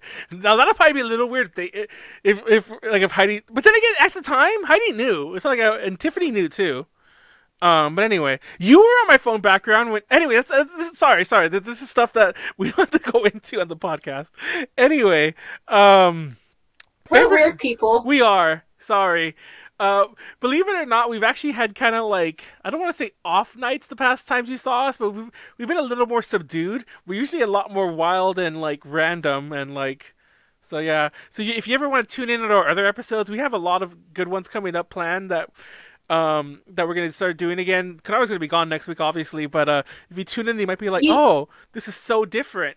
Especially if you tune in next week, because Konaru won't be here, and we're gonna have two different people replacing her. We're definitely having a third host next week. Um, the only reason I couldn't really get a spare for because we don't really know anyone BNK fan besides Jasmine, rip.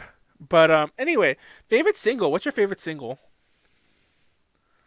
that's a toughie because I already know mine. I don't know. See, I mine's want to say beginner because like it's super good and I really love it.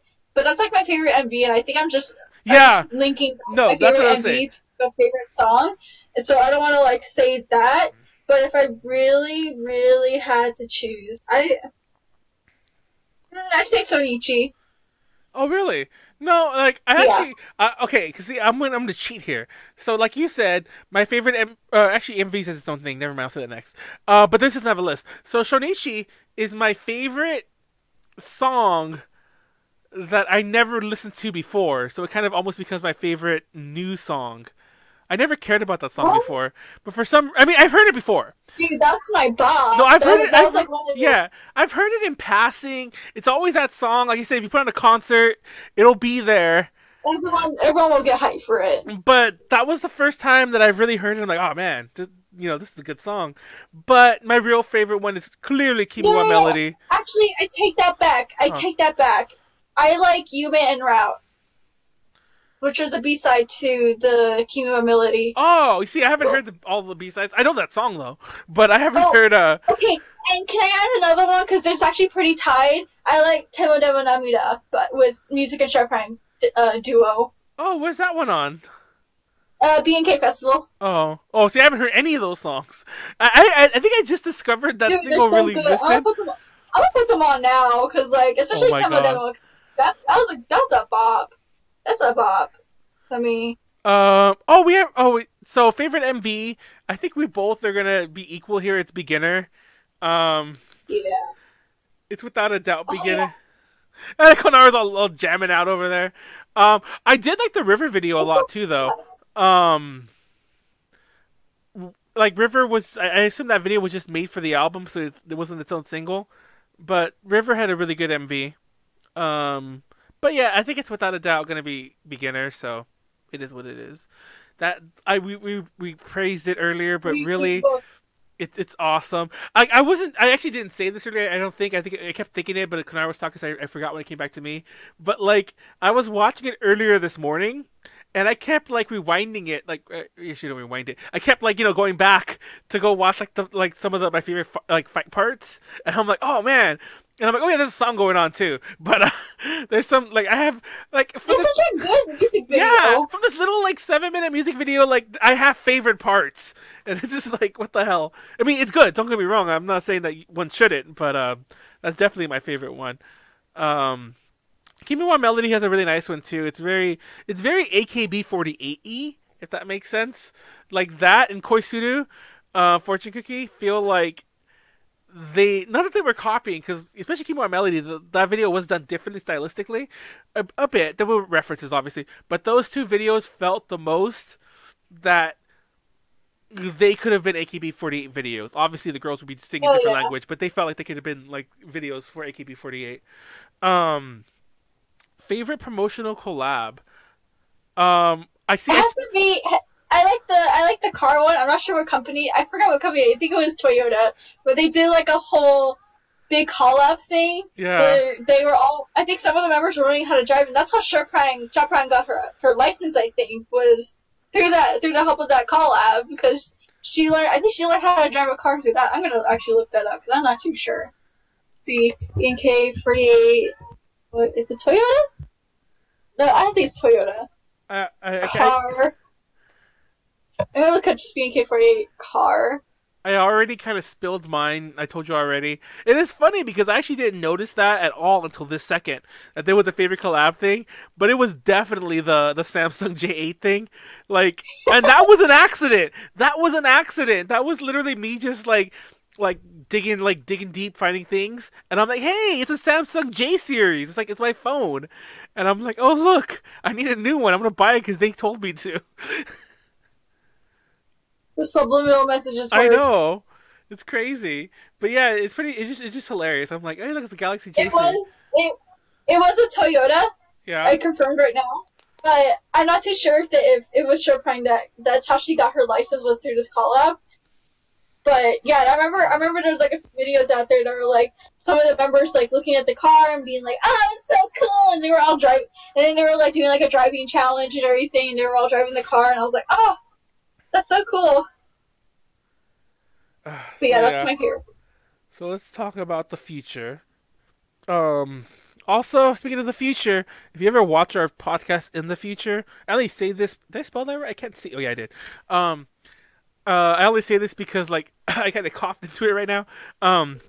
Usually I wear this face mask. I didn't because I actually was going to this time, but I'm like I don't want strangers to think we're that strange, especially because there's only two of us. So I didn't wear it the podcast. But usually, if you watch other ones, I'm actually wearing it, and you can't see my mouth move, and it makes for some very awesome like shows when I forget to turn my mic on because nobody knows like watching us that I'm not saying anything. They think we're just being silent. But anyway, let's talk about the future of BNK48. Um, I hope. I'm excited to see those foreign third gens. I know, like, okay. I want to see that one. I say this for several reasons. Like, I am excited. I'm not sure. I'm very interested, intrigued. Not just because obviously new members, new feel to the group, but whatever possible social issues fans might have with these foreign members, I think that it'll be much easier to see them regardless, if anyone like spills the beans to us on YouTube or wherever about it, because it'll probably be a bit more obvious. But even more so, I'm curious if they're doing this open audition, uh, like they're probably getting, if they get a similar number as before, they might get like 20 girls. What would happen if, like, I mean, is there a quota? Or do they not care? Are they gonna get like just one, girl from, Laos, Cambodia, whatnot?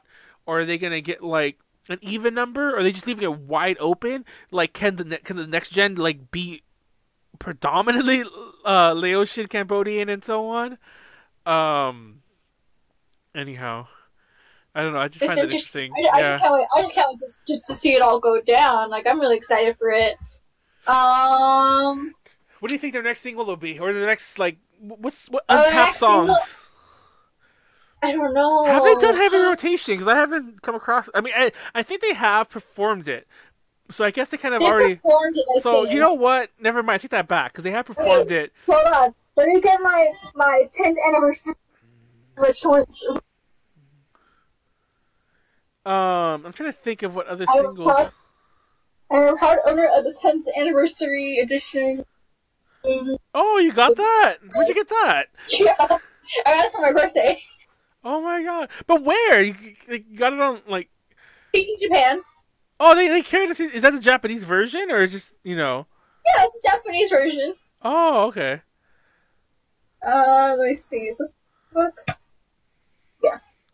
See. I'm Let trying me to think of see. what else they because I want them to do Iwaki maybe. oh yeah, that's a very clear one. Iwaka maybe, um, gosh, not Labrador. What's that one song? Well, how does it go? Oh, Ponytail to Shushu. Have they done that yet?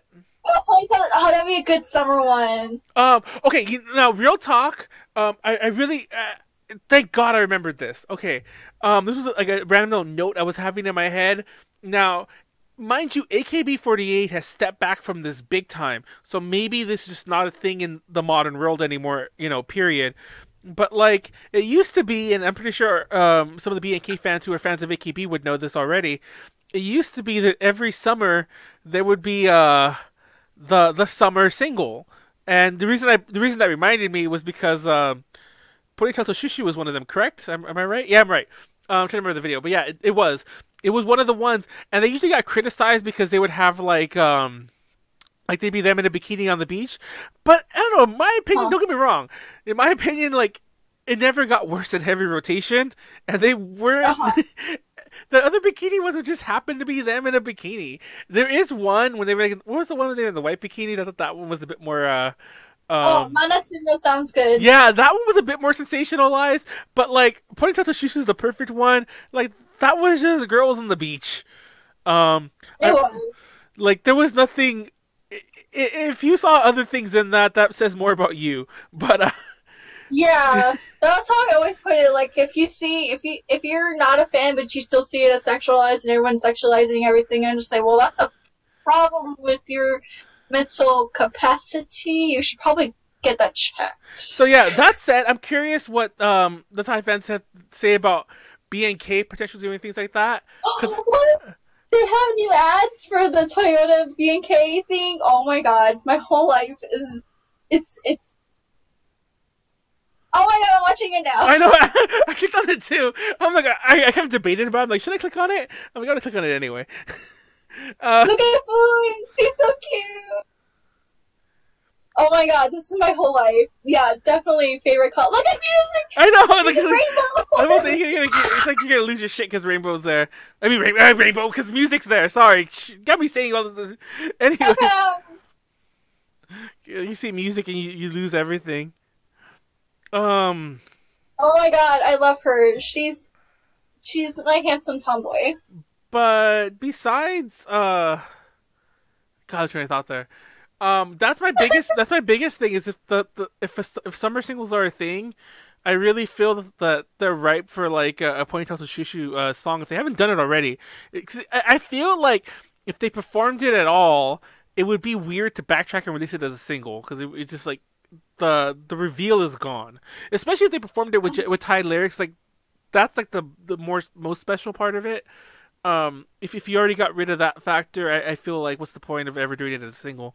But that one, I'm trying to think of any others. We can go really retro. They could, do. Oh, they just good already. Never mind. I was gonna say that. And they did Sakura no Hana Bita Tachi, and they've done trying to think of. They didn't want to go a diamond, and I felt that they kind of like.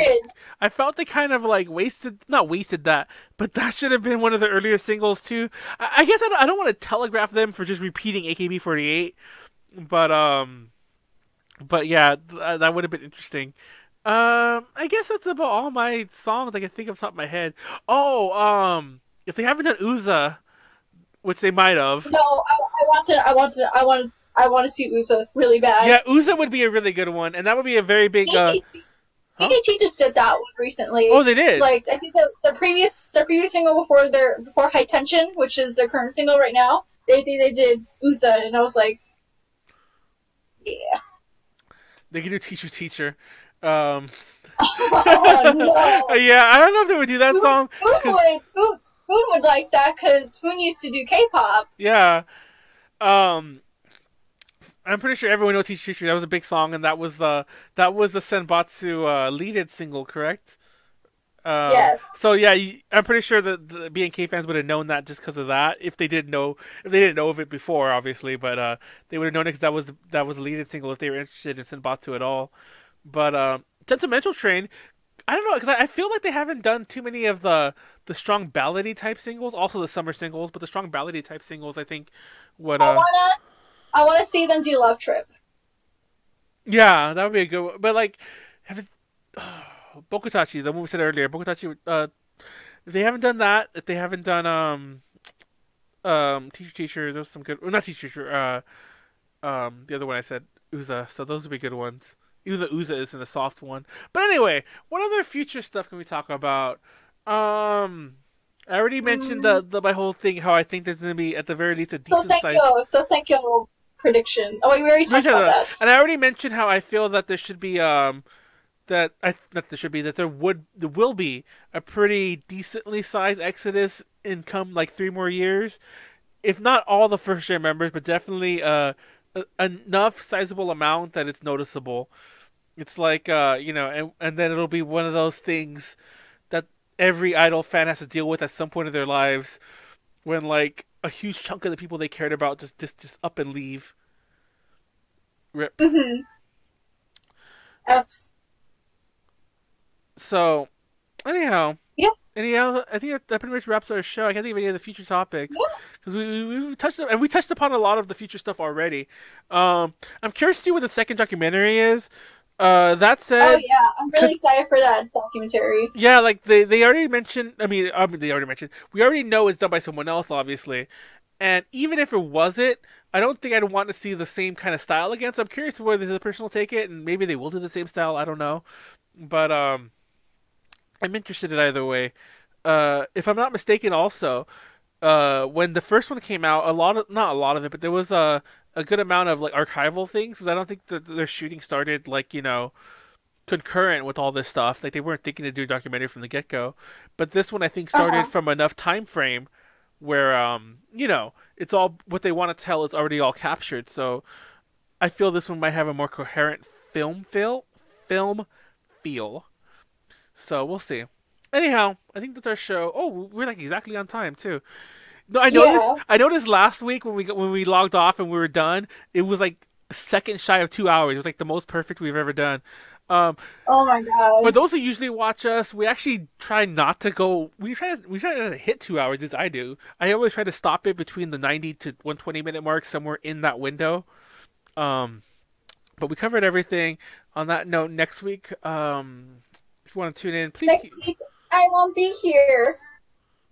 Yeah. Konaru won't be here. Oh yeah, we noticed the fun thing. The Foon? It'd still be Foon though, wouldn't it? It's But the Foon food. thing. Food. Foon. It's pretty funny that that's said because like there's like the other like I think in other like several other Asian languages when you see the F you pronounce that as a P. So it's just one of those Exactly. language just odd things. Or to be more accurate, I don't think it's the language is an odd thing. People reading it off of a not foreign, off a Roman translation, like Roman characters, like the Roman alphabet. It's just Yeah. that's where things get weird. Because I'm pretty sure this all makes sense if if in their own script and in their own and culturally speaking. No pun intended there about culturally speaking. But anyway, if you tune in next week, we'll be on. I think next week we're actually going to be doing a weird topic. We're going to talk about like we might do that etiquette one. Etiquette. Yeah. So tune in if you Yeah. want to hear about concert etiquette for mainly Japanese shows, but we're going to cover a lot of topics. Um, so tune in for that if you want. We'll have two completely different hosts, and it'll probably be a whole different feel. I guarantee you, I will have been uh more put together because I'm actually planning this one far enough in advance.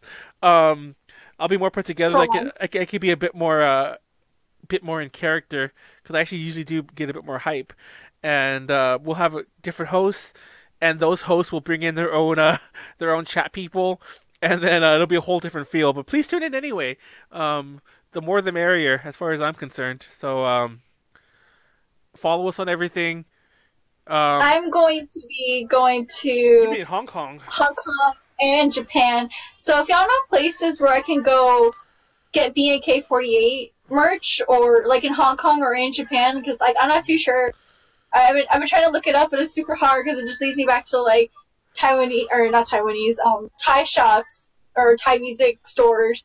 And I'm like, no, I want to see if I can like get BNK stuff like maybe in Hong Kong or something like that. So if y'all have recommendations on where I can find like BNK merchandise, CDs, anything like that, like overseas, especially in Hong Kong or in Japan, look me up at Milky Kitty Chew on Twitter. Yeah.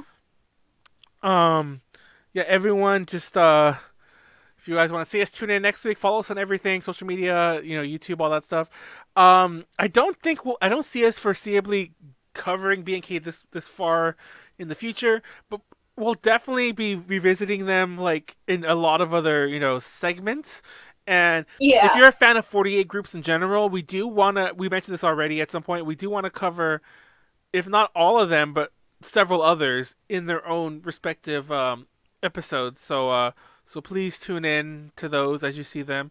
If you're on Twitch, obviously you're on Twitch if you're on a Twitch chat. Um, Either sub to us, or you can specifically sub to our events. I do try to keep those updated. Just check back on Tuesdays. Check back on Fridays, especially if you follow us on Twitter. You'll be most on board because even our late posts they usually go to Twitter first. And there are times when I'll post to Twitter and only Twitter, and I'll forget to not put it on Facebook. So it's probably best to follow us on Twitter. And if you want to support us at all, Patreon.com/ADJConnections. Shout out to Ed and Kenneth, our lovely patrons who supported us. And if you want to support us, do that as well. If not, then just keep watching our stuff. That's just as great. And on that lovely note, I'll talk to you all later. Thanks everyone for being in the chat tonight. Thanks everyone for putting up with our BNK knowledge. I think this time we were a lot more put together. Last week, I'm surprised everyone was so nice to us. We were getting so many things either wrong or just Yeah. or incomplete. So I don't know. Thanks everyone. Talk to you all later. Thank you. Bye.